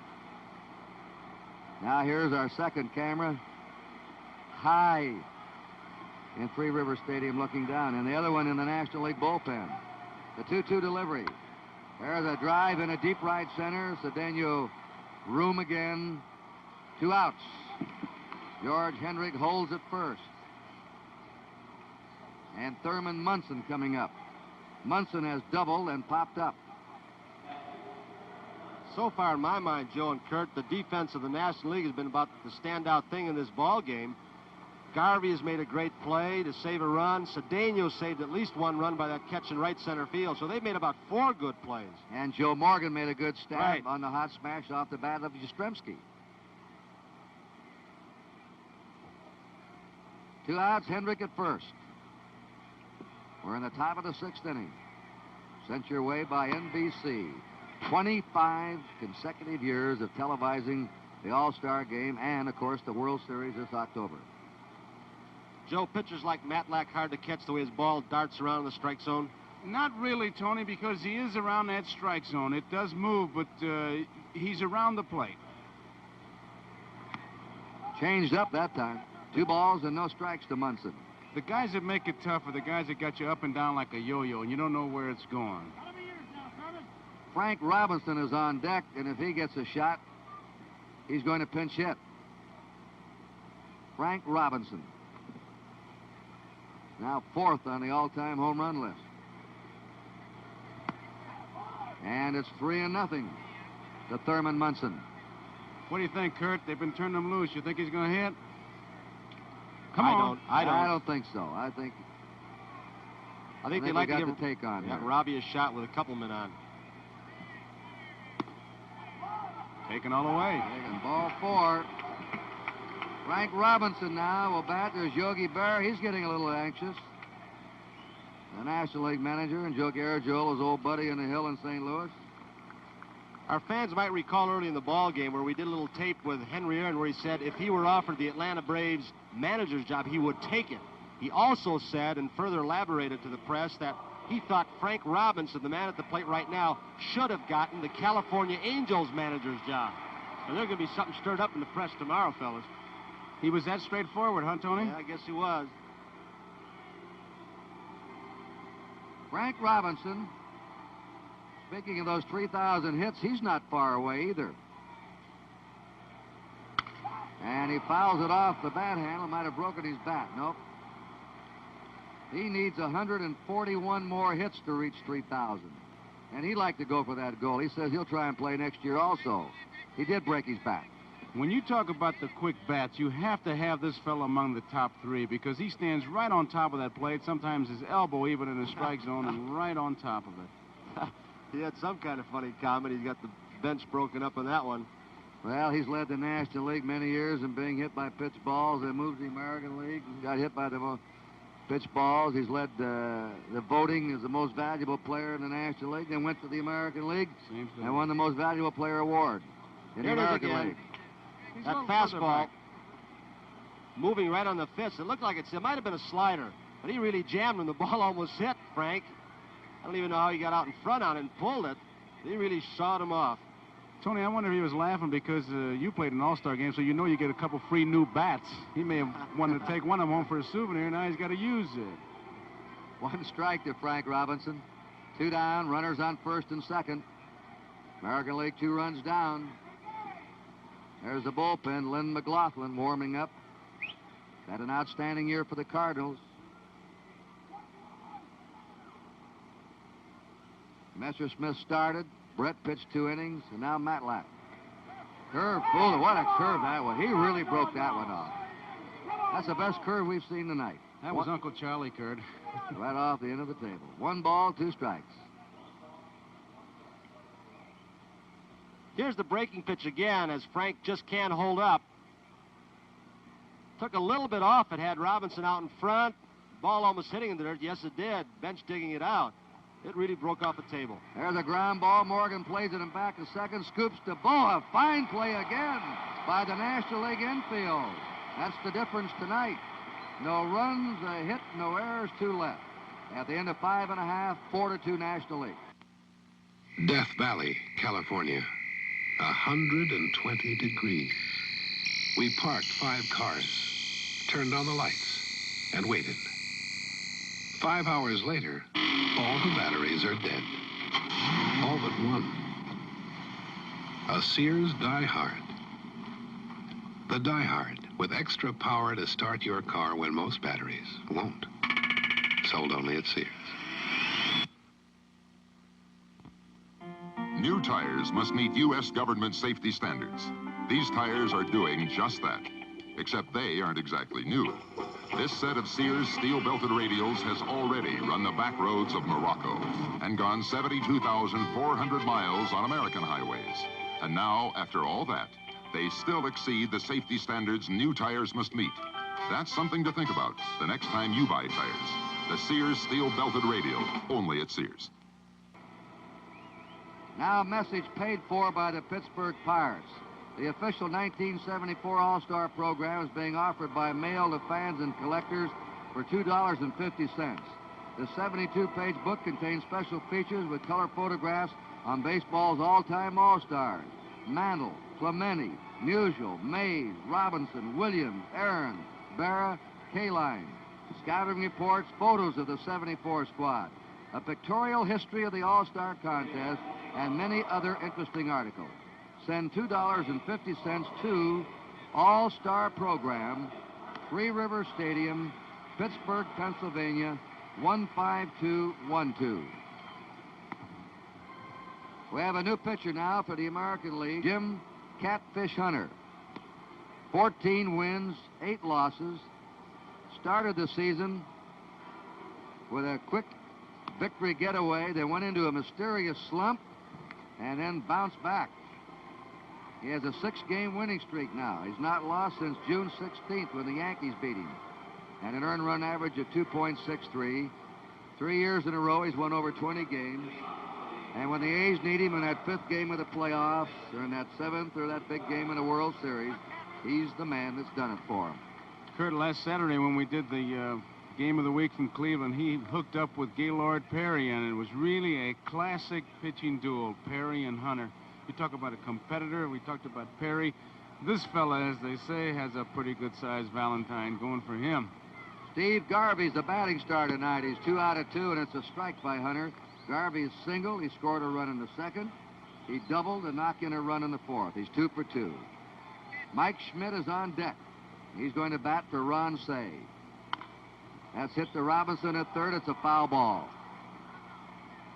The American League infield remains Robinson at 3rd, Campaneris at short, Rich at 2nd, Yastrzemski at 1st. The outfield is Rudy in left, Hendrick in center, Jackson in right. That's one of those bats, I believe. You saw it standing at home plate. The bat boy left it there all by itself. I think it's one of those with a hollowed-out tip where you've got a flat top. Now, the reason for that is, Pee Wee Reese was explaining to me, it takes about a half ounce or an ounce weight out of the bat. You can't hit with the end of the bat. Right. And Hunter strikes out the first man. He faces Steve Garvey. Now Mike Schmidt, another right-in man in this game. You fans, his name wasn't on the list. You wrote his name down. And the young third baseman of the Phillies hitting .314, 19 homers, 67 RBI. And we're going to have another pinch hitter. Tony Perez is coming out on deck for the National League. Tony Perez. 4-2, National League ahead. As we always have a busy telecast of these games with players shuttling in and out and pinch hitters, defensive changes, pitcher changes. Ron Say had knocked in 2 runs. He's left the game. Hunter behind 3-0. You know, I asked Jim tonight, I said, there's Sparky Anderson, the third base coach. Hit or take, huh? I said, tell me the true story of that nickname, Catfish. Well, he said, you know who gave me that nickname? Said Mr. Charles Finley. There's a strike. When he signed him, he said, Jim, got to have a nickname for you. When you're 6 years old, you're missing all day. Foul ball back. You went fishing. Nobody could find you. You came home at 6 o'clock with 2 catfish. Remember that story. Give it back to me now. When I was 6 years old, I went fishing. I came home with 2 catfish, and that's been his nickname ever since. That his owner, Charlie Finley, gave him. Pretty good nickname, too. And he says, you know, when they introduce me around, they say, here's Jim Hunter, nobody knows me. But when they say Catfish Hunter, everybody knows me. Imagine that. If you don't go to big leagues, you don't get the nickname. Right. Interesting story. You know, he nearly blew his foot off in a hunting accident when he was a teenager. And yet, Charlie Finley went ahead with a bonus and sent him to the Mayo Clinic for some operations on his foot. He'd never played in the minor leagues. And the Catfish said, Mr. Finley, you know, you can have your money back. I'm a damaged piece of goods right now. I nearly blew my foot off. And he said, no, sir, I'm going to get you fixed up. I want your arm. And what a decision he made to back it all up. I wonder if he can fish. 3-2 pitch. Foul back. I know he can hunt. He's got 30-some hunting dogs. That could be an embarrassing question, couldn't it? Yeah. You mentioned a Catfish Metkovich. Oh, yeah. Well, that was a true story. What did he stepped on one, didn't he? Stepped on one, got an infection. 3-2.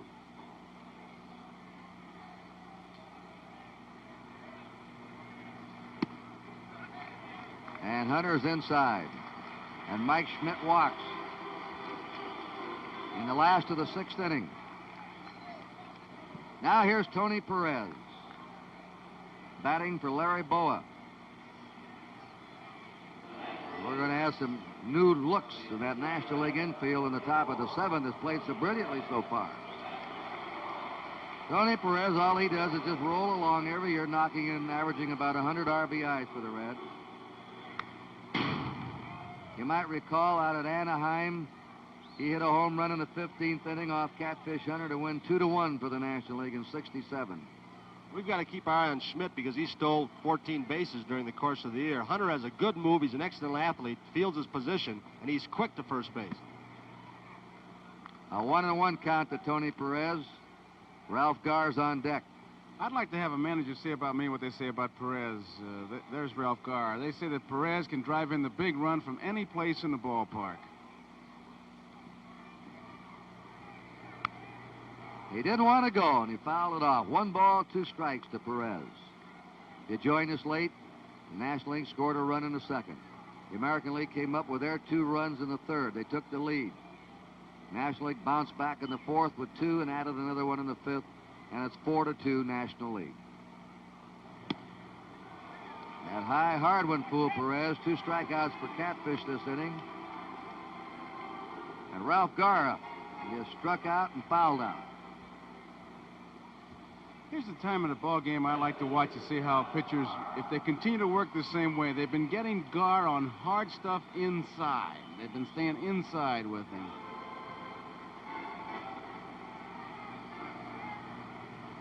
Gar, oh, a great stop by Yastrzemski to rob Gar of a double. Yastrzemski makes the play of the game for the American League here in the last of the set. Yaz moving off the base with Schmidt. And that's a difficult play because his momentum was going towards second base after he moved off the bag after makes a nice dainty tag. He was blowing a bubble there as he did it. Took it so nonchalantly. So at the end of 6 innings, the National League 4, the American League 2. We asked Miss McDonald's class to show you our new Voyager, a special kind of wagon. With an electronic ignition system, a tighter turning diameter than its competition from Ford or Chevrolet, and power front disc brakes. It holds lots more than an ordinary station wagon, but the nicest thing about Voyager is it's a Plymouth, and that puts it in a very special class. On December 5th, 1973, at a rifle range outside Los Angeles, a high-powered 30 caliber rifle was fired at a distance of 40 yards to try and open this master padlock. The master lock model number 15 sustained considerable damage, but did not open. Repeat, did not open. Whatever your protection needs, there's a master lock ready to do the job. Stan Musial has hit more home runs, 6 in All-Star Game history than any other player, but I bet the one that Stan the Man remembers best was at County Stadium in Milwaukee in 1955. Score was tied, and Musial broke up the game on Frank Sullivan's first pitch in the bottom of the 12th. There it goes, and gave the National League a 6-5 win after the trail 5-0. Now, besides Sullivan, Musial also connected off Walt Masterson, Mel Parnell, Eddie Lopat, Tom Brewer, Jerry Staley, all of whom are probably fans of Stan the Man. We have a new pitcher now. Lynn McLaughlin has come on. A new third baseman. Mike Schmidt has gone to third. And a new shortstop, Don Kessinger, is now playing short. Morgan stays at second. Garvey remains at first.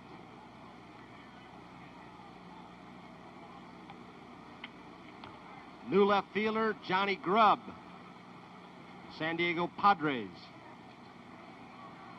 Cedeno remains in center, and Reggie Smith stays in right. The National League figured that maybe their bench team was stronger than their starting team. How much depth they had through their squad. I think they've got more defense on their bench now in the ballgame, and also more speed than that starting lineup, and better throwing arms in the outfield.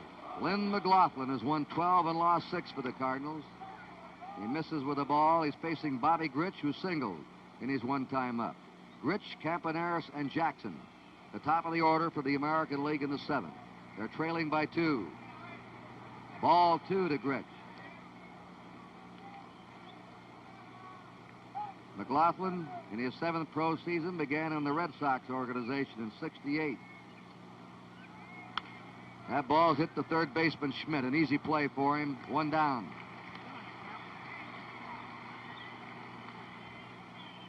Bert Campaneris is up before he moves in. Next Monday night on NBC, we'll present the Yankees against the Red Sox at Boston. The backup game will be San Francisco at Houston. Our special guest, a man going into the Hall of Fame in Cooperstown in August, Whitey Ford, former great pitcher of the Yankees. And Joe will have his baseball world on before the ball game. Campaneris lifts the fly ball to Smith and right. And McLaughlin has the first 2 men out. What's the pregame show next Monday night, Joe? We're going to go back and check the Negro Leagues with Cool Papa Bell and Satchel Paige and Normal Tweed, and we're going to talk about that. We got some rare footage, and it's a shame that more records weren't kept about the old Negro Leagues. Reggie Jackson has struck out, walked it into a force play. 4-2, National League ahead. The strike, Mike Marshall, the Dodgers. The ace reliever of the majors this year. getting ready.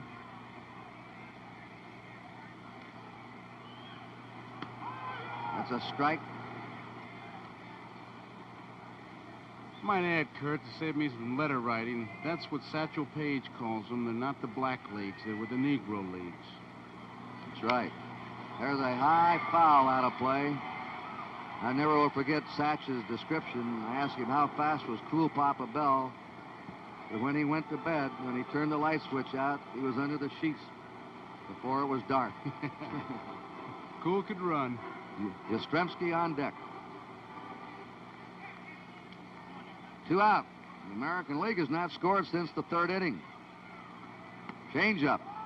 Outside 2-2. McLaughlin suddenly arrived this year with the Cardinals, Tony. For those who have never seen McLaughlin pitch, he'll remind you a little of Bobby Gibson. He wants that ball, he wants the sign, he wants to charge that hitter, he throws strikes, he's got a good fastball. There it was. That was it. 3-2 now to Jackson. He was traded to St. Louis by Boston with John Curtis and Mike Garman, for Reggie Cleveland, Diego Segui, and Terry Hughes last December. 2 down, nobody on, 3-2 to Jackson. He got him on a curveball. Jackson is caught looking. 3 up and 3 down for the Americans. And with the 7th inning stretch coming up, it's still the Nationals 4 and the Americans 2. It's been pretty crazy out lately. With this shortage, that shortage. I'm going through a money shortage. That's not funny. So when I'm hungry, I head for the old Golden Arches. Example, I get a hamburger, regular fries, and Coca-Cola for less than $1. Thanks. Today, getting mileage out of my money is important, and at McDonald's, I do. I believe it. Besides, I'm a nut about French fries.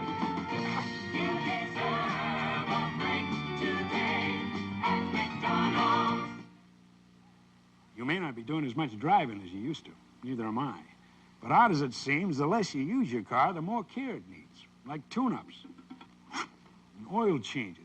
With a premium quality motor oil to fight the deposits that can build up in an underused engine. You can't buy a better oil than Quaker State. Refined from 100% Pennsylvania-grade crude oil. You'll find it more places than ever, now that you need it more than ever.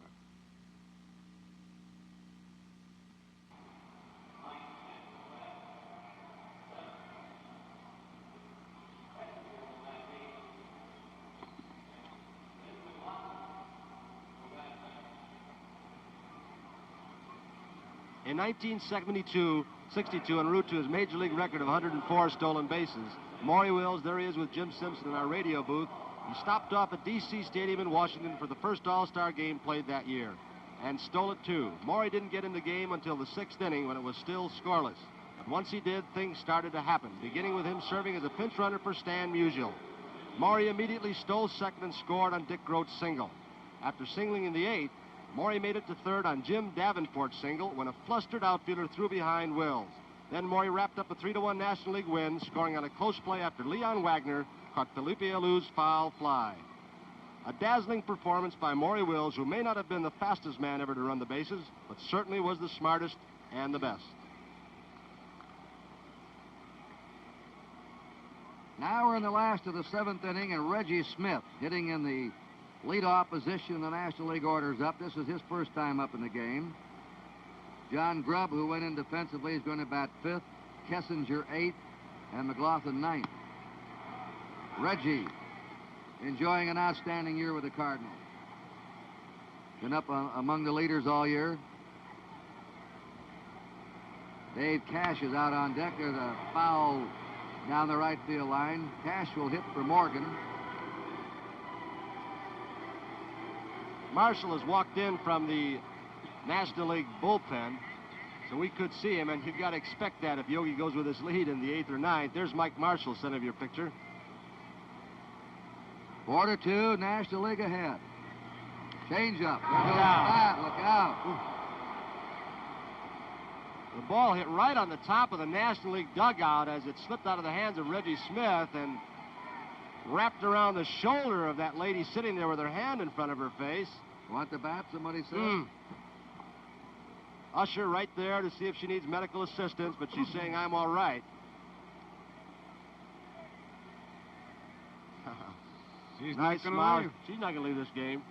Yes, sir. Well, it turned out well. It turned out well.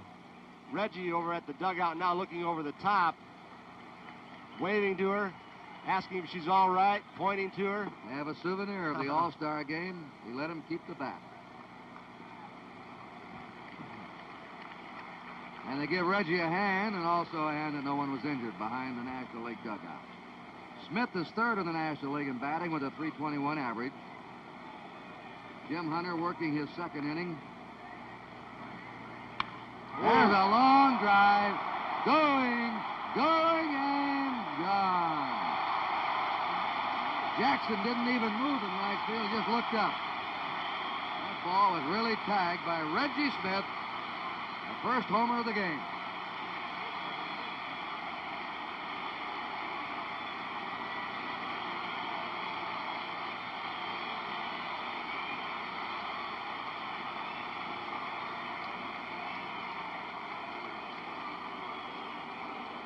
Did he know this was a home run all the way, Joe and Kurt? It looked like Catfish may have taken a little bit off.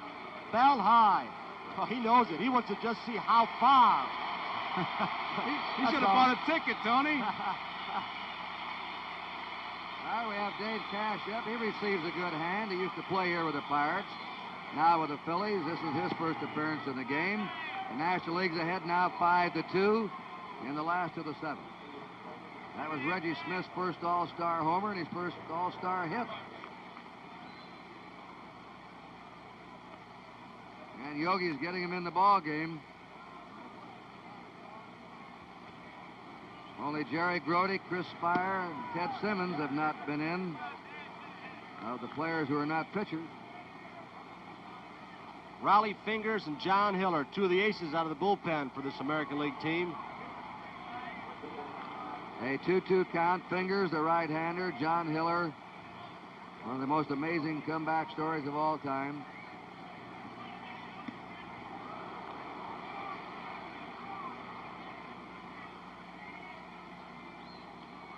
There's Reggie, who just blasted that long home run to right field. 3-2 count to Dave Cash. Foul back. Gaylord Perry started. Pitched 3 innings, 3 hits and a run. Tiant pitched 2 innings, gave up 4 hits and 3 runs. Hunter now has pitched an inning, given up 1 hit and 1 run. Fly ball out to center fielder George Hendrick. 1 away in the last of the 7th inning. Cesar Cedeno is the next batter. Sellout crowd of over 50,000 tonight. It rained most of the day here in Pittsburgh. And this game is being televised in Pittsburgh. Cedeno, you might notice in his batting stance as we look in from our center field camera, holds his hands extremely high and wiggles that bat around the top of his head at times. But does he have a cut? He replaced Aaron. Aaron flied out to deep left and grounded out before leaving the game. Cedeno had flied to center in his one-time up. I think he's swinging a little bit harder than the past, going more for power than average, and that shows in those stats. Well, 299 is not bad. He's also using a power bat, Tony. That handle is very thin, but look at the thickness of that barrel. It's a big barrel, very thin handle. 1 out, nobody on. Hunter tries to curve him. 2-1. And things are getting a little more desperate for the American League now.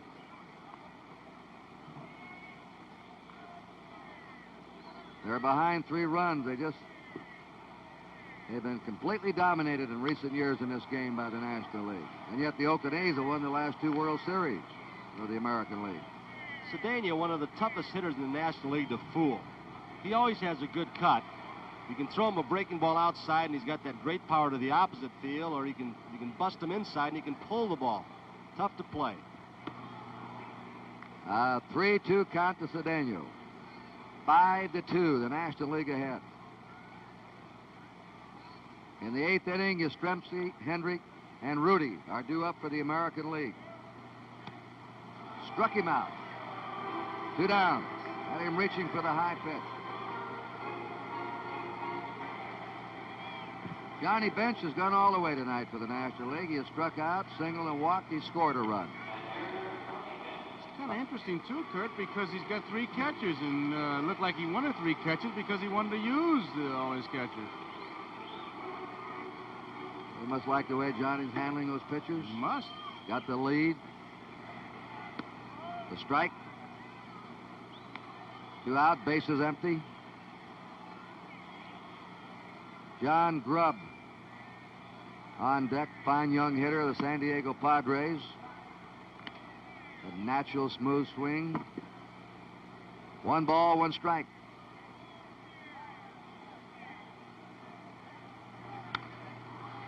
And the foul ball makes it 1-2 to bench.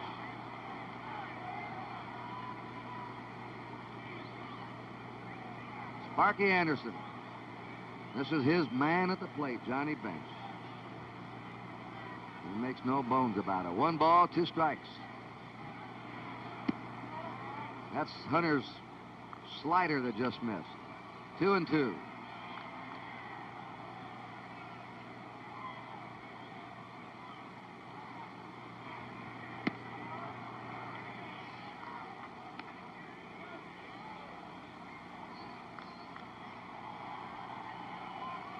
Three balls, 2 strikes. That's a base hit in the left field by Bench. His second hit, his 3rd time in a row he's been on base. And here's a young fella, Barra, out in front right now by 3. A sophomore in the National League, John Grubb, with a .300 batting average. Last year he hit .311 as a rookie. Players talk about him. He has a natural swing. He's just a natural-born hitter. Padres keep signing players like this, they'll be up in there another 2 or 3 years. 1 ball, no strikes. Speaking of up in there, it's amazing, Joe and Tony, how the races are almost identical at this stage last year at the All-Star game. Grubb pops it up. Campaneris waiting. And the side's retired. 1 run for the National League, 2 hits, they left 1. We've gone 7 innings, and it's 5-2 National League. Now, Tom and Bob had a heavy mission taking me and Mary Jean and her big sister fishing in a Plymouth Gold Duster. Now, these vinyl seats got a leather-like feel. It's a nice soft carpet to rest your creel. White walls, wheel covers, and some special trims. This vinyl roof's the part that's best. No extra charge when you buy all the rest, and you're going to get miles and miles from a gallon of gas. Gold Duster, one of 8 great small car buys from Plymouth.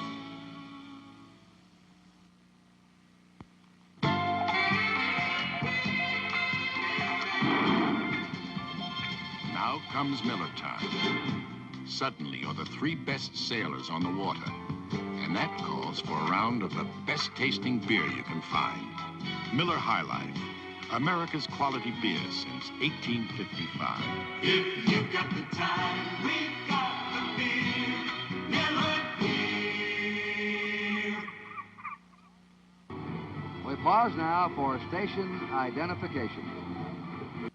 Roy Clark, Rich Little, and Loretta Swit on the Mac Davis Show, Thursday night.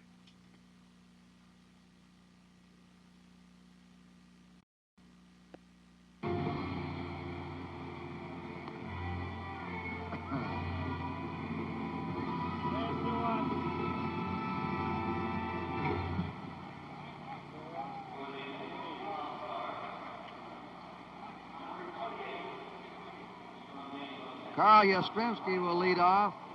For years, the top defensive left fielder in the major leagues, and he's now developed into a fine fielding first baseman.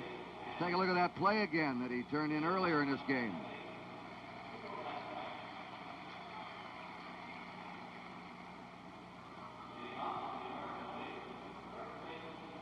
That was Mike Schmidt on first base. Yaz was holding him on, and he stole a base hit, a possible double. Schmidt might have scored, and the ball hit down that line. The amazing Mike Marshall. Well, gets his feelings hurt if he can't pitch every day. The Dodgers have played 97 games this year, and Marshall's pitched in 66 of them. He's won 11, lost 4. An earned run average of 2.31, and he saved 13. We have Dave Cash at second base, replacing Joe Morgan. And Yogi's about emptying the bench and getting everybody in. Carl was robbed of a base hit his first time up by Morgan. Marshall slows up on him. That's a screwball, and I think Yastrzemski's going to be surprised if he throws him anymore, because he throws 3 different kinds. One that breaks straight down, one right, and one left. I've never seen anything like it, Joe. Have you? No way. I think it was interesting to me, Tony, is watching Bench give the signals. 3 was the signal for the screwball, and he just kind of hung the first one. It was outside. Then he came back with 3, and he really snapped one off. He not only changed his speed and the break, but he delivery. He nearly had him struck out. That was the screwball again, one of the 3. And you can see Yastrzemski was completely baffled by that. All he could do was hold up when he swings. That's the one that looks like a curveball, but it's a screwball. I don't know how he gets his arm into that kind of position to throw it to break into a left-handed hitter. 2-2 count to Yastrzemski. Beats it foul. Marshall, at this pace that he's going this year, will pitch in 110 games when it's all over. He holds the Major League record now for most appearances in one season, set with Montreal last year of 92. Can you imagine a man working in over 100 games in a season? 3-2 to Yastrzemski. You don't think he signed one of those old contracts like the workers used to do where he worked by piecework? Here's that screwball. Let's look at it again in slow motion. Look at Listen, a little bit up in the strike zone. He changes speeds on it so well. That's the thing. 3-2, and Yastrzemski blasts it foul into the National League bullpen. The American League is trailing by 3 runs in the top of the 8th inning. They've lost 10 of the last 11 games, and they're in a hole tonight. Airman division. I couldn't see it. 3-2. Foul again. He came in with a fastball that time. A few weeks ago, you might remember, Mike Marshall set a record of pitching 13 consecutive games in a row. We have banners sprayed all over this park tonight. 3-2. Yastrzemski is on to lead off the 8th inning. NBC is going to present preseason football Saturday, August 17th. Cincinnati Bengals at Atlanta. Saturday, August 24th. The defending Super Bowl champs, Miami, against the Rams at Los Angeles. And Thursday, September 5th, Pittsburgh at Dallas. Preseason pro football on NBC. #1 in live coverage of major sports events all year round. George Hendrick's been up one time and he's single. And it's a ball to him. John Brody will join our NBC telecasting crew, working with Jim Simpson. And Don Meredith will be working in Los Angeles and in Dallas with L.D. Regattas and me. We welcome Don and John to NBC. Kurt, you mentioned Marshall's 13-game streak, and he told me before the ballgame there was not one game there where he was not used the way they usually use him in a close game. Walter Alston never tried to just keep the streak going, and he said, I could have pitched in the 14th if I had to in 15th. But the 14th, we got way behind, and they didn't need me. Now, he's just walked Yastrzemski, and now he's 2-0 to Henrik. Foul ball. Joe Rudy's on deck. Oddly enough, he's been wild with his fastball. His breaking stuff he's been able to get over. There you get a good shot at Rudy. The screwball really doesn't matter whether you have a right-hander or left-hander to send up against him, but the only 2 left-handed batters the American League has left in their dugout are Darrell Porter, a young catcher, and John Mayberry of the Kansas City Royals, available for pinch hitting duty. That's a foul ball off his bat hand. 2-2 count. Most screwballs, like Marshall with a screwball, if he throws the one, it's, let's call it the standard one, to a right-hand hitter would break inside. And, Kurt, that's what Harry Brackeen did to Ted Williams so well in the '46 World Series. Williams' belt buckle was the target, and the cat was able to hit it. It was just phenomenal. The little cat won 3 games in that '46 series. Williams always claims one of the greatest pitchers he ever faced in that series. 2 balls, 2 strikes. 3-2 to George Hendrick. Remember, the American League's trailing by 3. Now a little uneasiness abounds around the ballpark. They're wondering if Marshall's going to walk another man.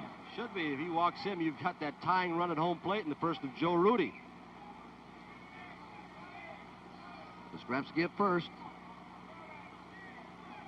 Don't think he'll be gone. No, I got to go along with you. 3 down. You strike him out and throw him out if he goes. How about? Right-handed pinch hitters. The American League has young Dave Chalk of the Angels left, Don Money of the Brewers, Cookie Rojas of the Royals, and Sundberg, the young catcher of the Rangers. Well, I wonder who's going to win the most valuable player award here in this All-Star game tonight. That's right. 3-2 delivery. He reached for a bad pitch, taps it to the box, to throw to second. In time there. Kessinger covered. That was ball 4 to Hendrick. It appeared from up here. And this AstroTurf for artificial surface, the ball almost bounces over the head of Marshall. He just gets it to the top of his webbing after he misjudged it slightly. He started going back. Now he leads his shortstop, Kessinger, as Cash backs up the play. And that's something that can get confusing when you don't play together too often, and these two have never played together. But it was a good throw by Marshall. He led Kessinger perfectly into that bag. Joe Rudy's been up once, and he flied out to deep right. 1 out for the American League. The outs, the innings are running out for them. They're trailing 5-2 in the top of the 8th. This Rudy is really the last of the tiptoe hitters. Watch his front foot. The strike to Rudy. He really spreads out, doesn't he? He gets right up on that toe for some reason. I guess he feels like he can spring off better, but it's kind of interesting. Makes no difference how you stand. It's what you do. Whoever thought Musial could hit with his stance? Peeking around the corner. Right. Let's see, get up there in a minute. Get up there, Joe. That's it. Foul ball down the third base line. Big John Mayberry's on deck to pinch hit for the American League. And he'll bat for Brooks Robinson.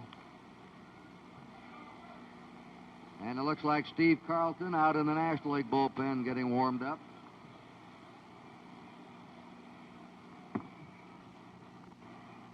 Nice cat of face in the late innings. Oh. 0-2, Mike Marshall. One of the intellects of Major League Baseball.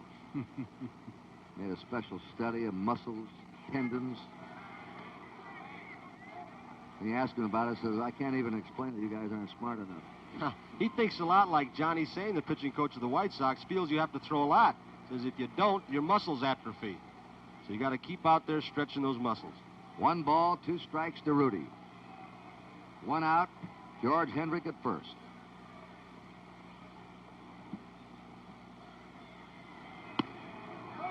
Fastball's high and away. It's 2-2. The American League's had only 1 hit since the 3rd inning.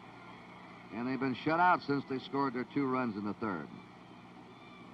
3 excellent plays in the infield by the National League. And Cedeno's catch off the bat of Campaneris in deep right center have choked off the American League scoring tonight.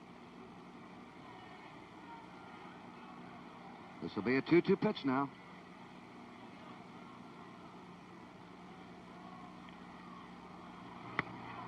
Struck him out on a fastball. 2 down for the American League. Gives you this, gives you that, comes in, back again.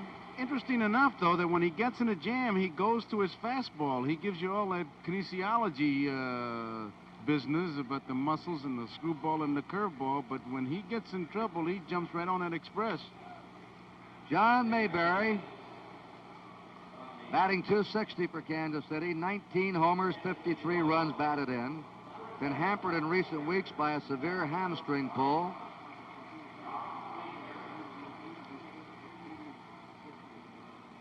If he gets that wood on, he could hit one in the upper deck here. Any upper deck, anywhere. They're deep and toward right for him, and Reggie Smith is in the right field corner. Ball 1. Brings to mind that great Paul Richards line. Hit a home run in any park in America, including Yellowstone. Yeah, Jack Anderson, the superintendent of Yellowstone Park, always liked that one. 1 ball, no strikes. Ooh. He was trying 1-1. We pause briefly for station identification. This is the NBC television network.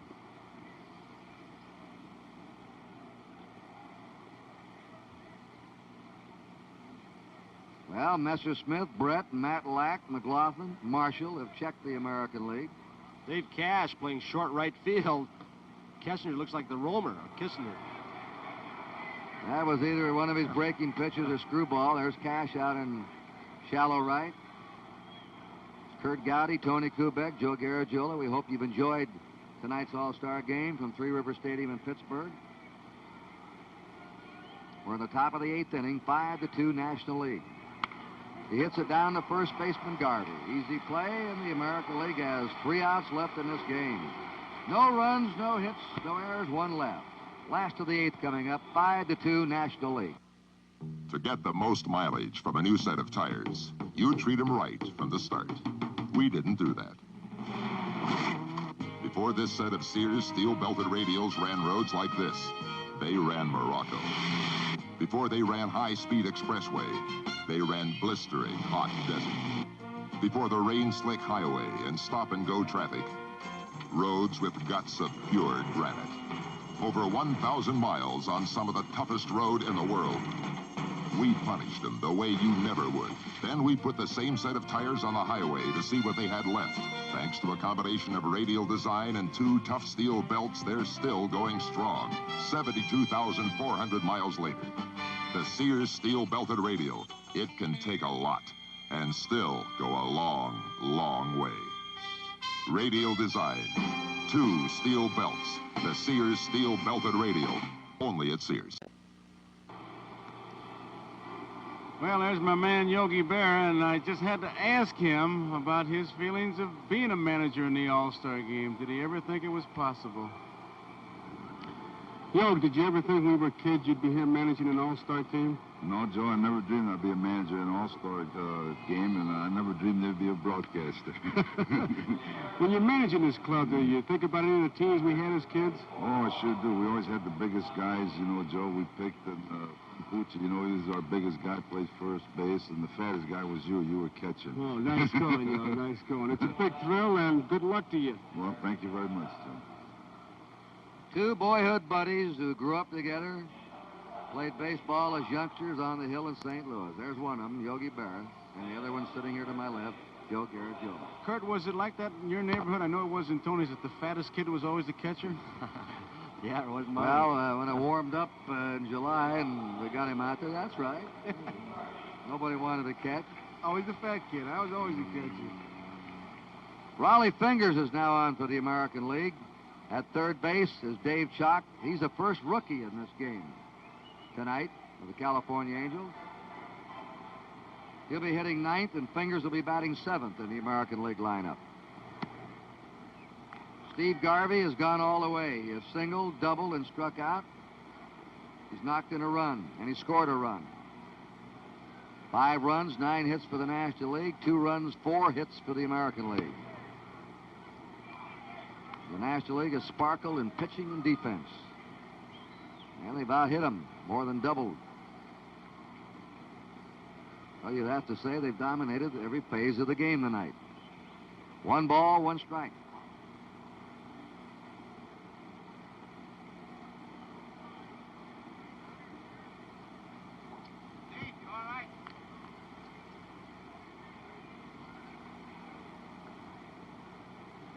Mike Schmidt on deck. Fingers, one of the better relief pitchers in baseball. Here's a drive hit deep into the left field corner. Rudy racing hard. Oh. Hey, what a grab by Joe Rudy. Sliding into foul territory. He's made catches like that in the World Series the last 2 years. But nobody ever talks much about him. We look at it again, and we've talked before about how much pride means to these All-Stars, and he goes diving on the warning track, almost into the bullpen fence. Tony, he saw that fence, and as he sees the fence, he goes into that slide, and there he is down in complete control, never taking his eye off that ball, and then braces himself as he hits it. Here's another good shot of it. And as you say, Kurt, he's made them everywhere. I'll never forget the World Series of '72, climbing the wall in the opening game in Cincinnati to save it. The catches he made in both World Series. He just makes the big play and continually gets the big hit for you. Never says a word. To the low at the beginning of the season, goodbye at the end, and picks up his World Series check and goes home. That's something. 2 balls and a strike to Mike Schmidt, who walked his first time. Ohio University. Schmidt played college ball. Last year he struggled, hit below 200. Got off to a good start. I couldn't get used to it. Got into a slump, put me on the bench, worried, in awe of everything. Now I'm used to it. Now I'm ready. 3-1 pitch. Foul ball back. If he gets the hold of one here tonight, you'll see something. He's hit some of the longest home runs in the major leagues this season. Well, he has the longest single ever hit in that Astrodome where he hit. Yeah. Hit the speakers up there, which is about in another county. I think it's a different time zone out there. Yeah, they do move it back into the mountain time. They do. From Central. 3-2. 1 out, nobody on. Last of the 8th inning. Mike Schmidt walks. And Don Kessinger's up for the first time of the Cubs. Kessinger batting .267 for the Cubbies with 1 homer, 30 RBIs. He's played in 6 All-Star games. Joe, I'm looking for Yogi to stir a little something up here. Maybe put the hit and run on. Schmidt with 14 stolen bases. Kessinger gets the bat on the ball. Let's see what he does. The strike. They play Kessinger to the opposite field. The last chance for the American League in the 9th inning. Munson is scheduled to lead off the strike. Dave Chalk batting 9th would hit 2nd. And then to the top of the order for Grich. And that's their last shot.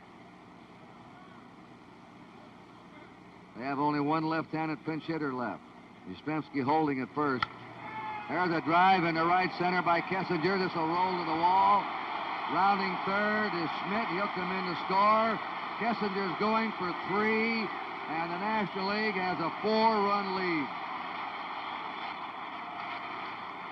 That's a curveball he laid in there. Looked like he threw good fastballs, got 2 strikes on him, and then gave him one of those nice room service curveballs where you pick up the phone and say, please give me a curveball about belt high, and Fingers did, and Kessinger hit it. Room service with Sterling Silver. Oh, man, it was right there. He couldn't have... It was just perfect for him to hit, and he plugged the gap. 6-2 now, National League. Take it, Tony. There's a 2-strike pitch, and they were playing defensively for a breaking ball, a little bit unusual. They were playing for Kessinger to hit late. He threw it inside. He pulled the string, a pitch you would expect him to pull. He did. Well, Dick, what are you thinking about? Dick Williams, the American League manager. Mike Marshall. Batting for himself. Ball goes back to the backstop, and in the score is Kessinger. And it's now 7-2, National League. Joe, I got to wonder what that last pitch was, the way it took off. Munson, who has the good hands, a good defensive catcher, doesn't miss pitches like that too often, unless there may have been something on it that made it really sail. And there's our microwave powered unit in the National League dugout. Kessinger's happy after a triple and scoring. Marshall loops it into right field. Jackson over. Great grab by Reggie Jackson. He's a complete player. Run, throw, hit, field. Well, we've seen a diving play by Rudy, and now Reggie Jackson. We've seen a near collision around second base with Morgan. And who says the All-Star teams aren't out there hustling? They want to win. They're not holding back. They've got too much pride. From the other angle, a sliding stab by Reggie Jackson. 2 down, nobody on. Reggie Smith up now, and that's to the backstop. That's a similar kind of play on this same infield that Darrell Cheney of the Reds, when he hit one of those seams on this artificial surface, tore the skin on his hand off. Kessinger scored on that wild pitch ruled by the 3 official scorers. 2 balls, no strikes to Reggie Smith, who hit a homer in the 7th inning, the only homer of the game. You mentioned those official scorers, Kurt.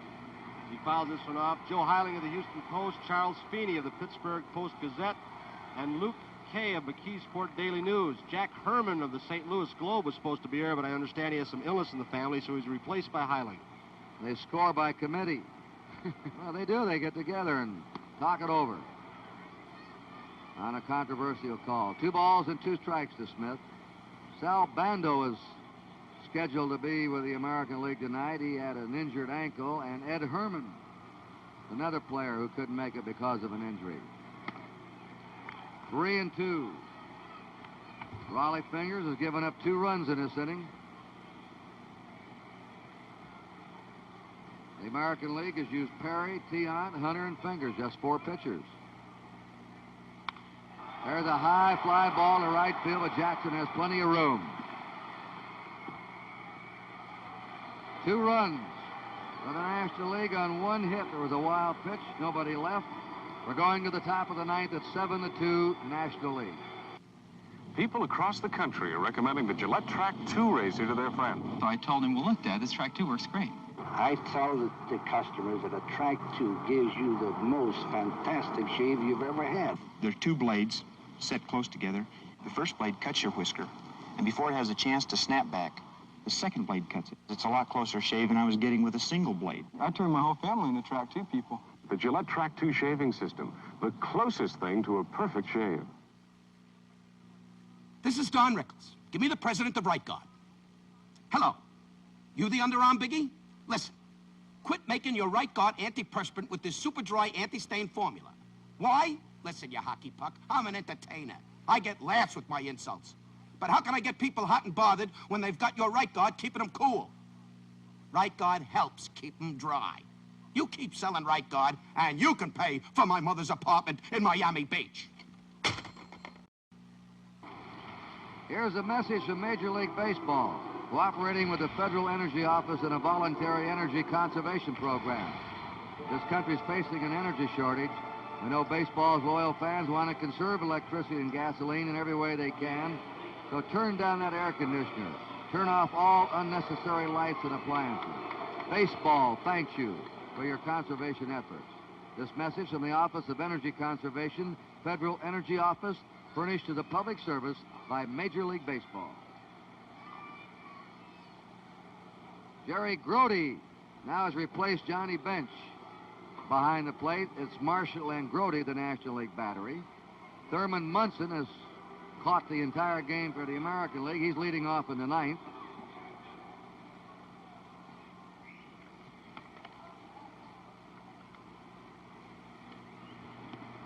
And the first pitch by Mike Marshall's ball 1. Dave Chalk is on deck, and then Bobby Grich in the hole.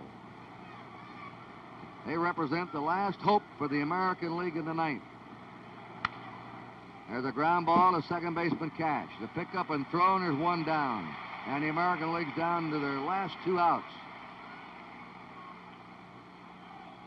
Here's the only rookie in this game. Dave Chalk of the California Angels, out of the University of Texas. He's going to be a good one.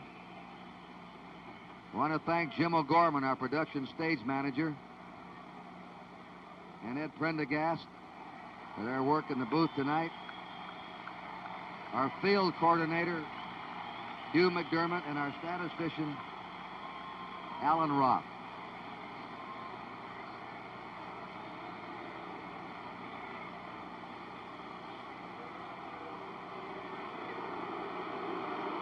Now we get a fan off the field and get on here in the 9th inning. 7-2 National League. Remember, next Saturday, Tony Kubek and I will be in Wrigley Field, Chicago for the Cardinals and the Cubs. The next Monday night at Fenway Park, Boston, for the New York Yankees and the Red Sox. And our Monday night game, Joe Garagiola's Baseball World looks at the legends and lore of the Negro Leagues with Cool Papa Bell and Satchel Paige. Caps at foul. Cool Papa Bell and Satchel Paige. How about Josh Gibson? Some say, I've had people tell me, the greatest player they ever saw. Kurt, doing this research, I tell you, you hear more stories about Josh. It's a shame we didn't get to see some of these greats play. It was our loss. He had home runs over the left field wall, center field wall, right field wall in the same game. Marvelous catcher, could run everything. A ball and 2 strikes. This is his hometown. Pittsburgh.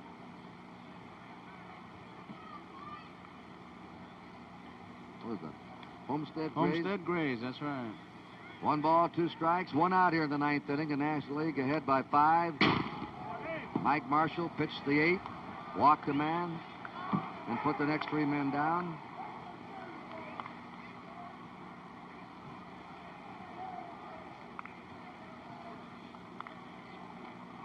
Bobby Grich on deck. Fouled away. The American League has been very quiet since the 3rd inning. Just 1 hit. A leadoff single by George Hendry.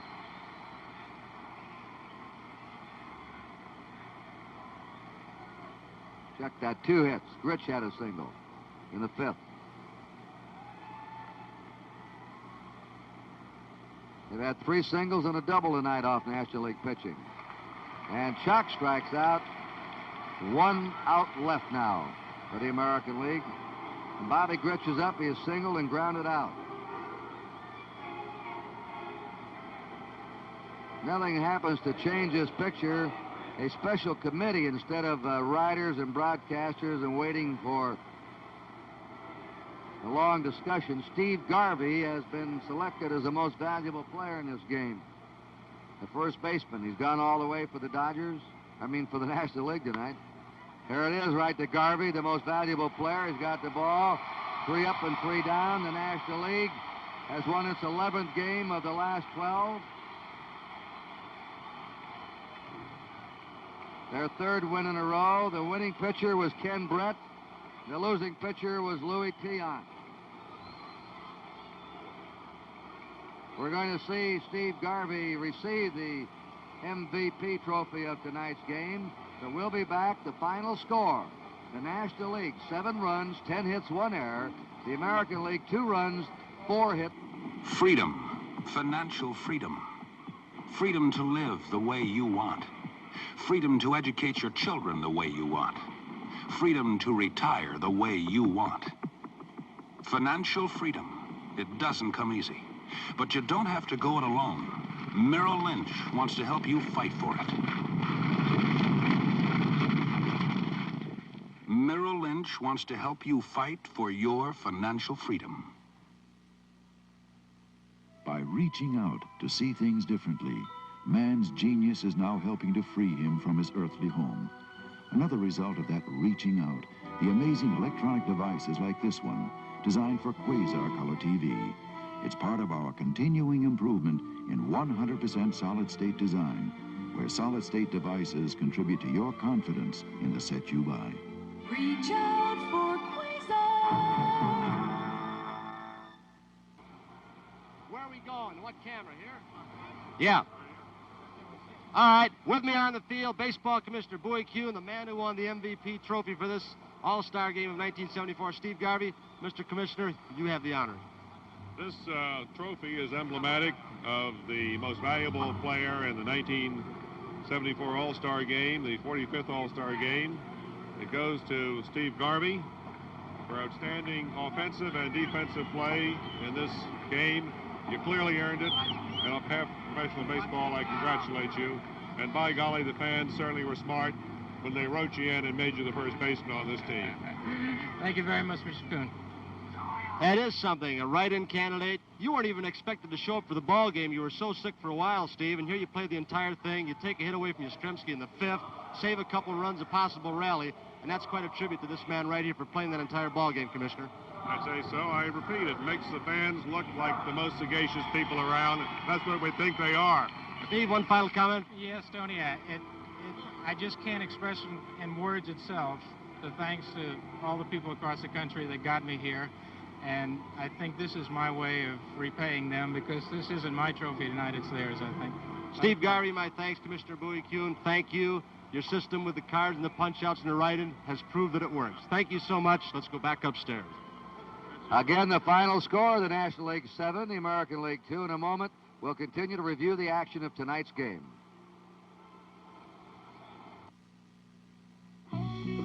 It happens so slowly you hardly notice it. Your 2-year-old car begins to drift, sway, and roll.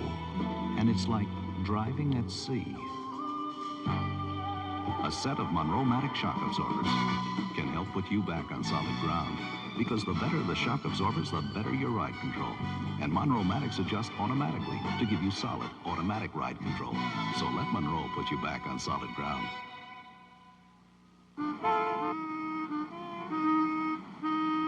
Don't tell me you told me. I told you. Well, don't tell me you told me. I told you. Put antifreeze in the car or you could boil the engine. Well, don't tell me you told me. We'll tell you. A 50-50 mix of Prestone 2 winter-summer formula and water fights boil over because it helps your cooling system handle heat better. I told you. If you can't trust Prestone, who can you trust? Many of nature's most fascinating creatures are in danger of vanishing from the face of the earth. To remind people about our vanishing wildlife, we've preserved several species on stamps. Stamps like this have always made stamp collecting fun. New and different stamps come out every few weeks at your post office. The place to discover the fun of stamp collecting.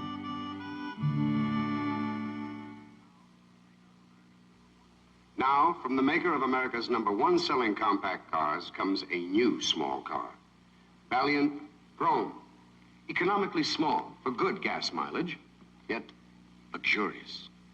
With elegant features like richly textured crushed velour seats, deep shag carpeting. Elegantly appointed in the style of a fine European sedan at an American compact price. Valiant Chrome. One of 8 great small car buys from Plymouth. Well, the least effective pitcher tonight, although he was good, Andy Messersmith, the starter for the National League. Brett, Matlock, McLaughlin, and Marshall were brilliant. And the National League just had airtight fielding, Joe Garagiola. I think that was the whole key to it. I thought we might see a little bit more base running. And the other thing that might point out as far as the National League is concerned, Kurt, we saw some players who were in the thick of that pennant race really do things that they do and we take for granted. Morgan in his fielding, for example. I thought that was significant. The defensive plays especially. There was one key play of the game, although it wasn't a close game. It might have been in the 5th inning when Grit was on with a single and Cedeno robbed Campaneris of extra bases. Just simply outran that ball. We saw some fine plays here, and I would like to harken back to Garvey of becoming the most valuable player. As Tony pointed out, he was sick, he was puffy, but what a story that is, that in spring training as a youngster, he would ride on the bus because his daddy drove the bus in Tampa, Florida, and he'd get around these ball players, and here he is, the best of the All-Stars. And I think we should give the fans credit for taking the effort to write his name in a ballot. That's a little effort. That's right. You go by computers, you make them up so early. In fact, Aparicio was even on the ballot this year, but you can't get the good baseball fan. He knows what he's doing, and he showed it by writing in the Garveys and the Schmidts. Has to be discouraging now to the American League. They've now lost 11 of the last 12. It is. Let's go down to Tony Kubek now for his final wrap-up. All right, Kurt and Joe, I think the thing we've got to do also is throw some bouquets in the direction of the American League. When you see a Reggie Jackson and a Joe Rudy late in the ball game, down 3 runs, diving on dirt tracks, on cinder tracks, coming up with diving catches, you got to believe what all these players believe in this ball game tonight. It's a matter of personal pride. Win or lose, they're out there to do their best for their clubs and their leagues, and we saw it in the ball game tonight. Back upstairs. You know, we're just about where we were at this stage last year, Joe. Wild scramble, American League East, National League East. Cincinnati now about the same spot as they were last year with the Dodgers and the Oakland A's out in front in the Western Division of the American League. Everything's getting tight. It's getting tough to breathe. As Pete Rose says, the big red machine's coming, and you talk to the Pirates, they're coming. Everybody's moving. It's going to be an interesting last part of the season, and we hope you're going to be with us on NBC Saturday afternoons and Monday nights. On behalf of Joe Garagiola, Tony Kubek, Kurt Gowdy, thanking you for looking in. The 1974 All-Star Game has been brought to you by the Gillette Track 2 shaving system. It's the closest thing to a perfect shave. By Sears Tire and Auto Centers for die-hard batteries, Steady Rider shock absorbers, and Sears steel-belted radial tires. And by Chrysler Plymouth The compact car leaders offering 8 great small car buys for $74. 2 o'clock Eastern Time, Saturday, will be in Wrigley Field, Chicago. The Cardinals against the Cubs. The backup game, Detroit at Cleveland. And next Monday night from Fenway Park, Boston, with special guest Hall of Famer Whitey Ford, the New York Yankees have been red hot lately against the division-leading Boston Red Sox. Backup game, San Francisco at Houston. It all starts 8 o'clock Eastern Time, and all right here on NBC. The Jesse James and Cole Younger gangs team up for their great raid Wednesday night.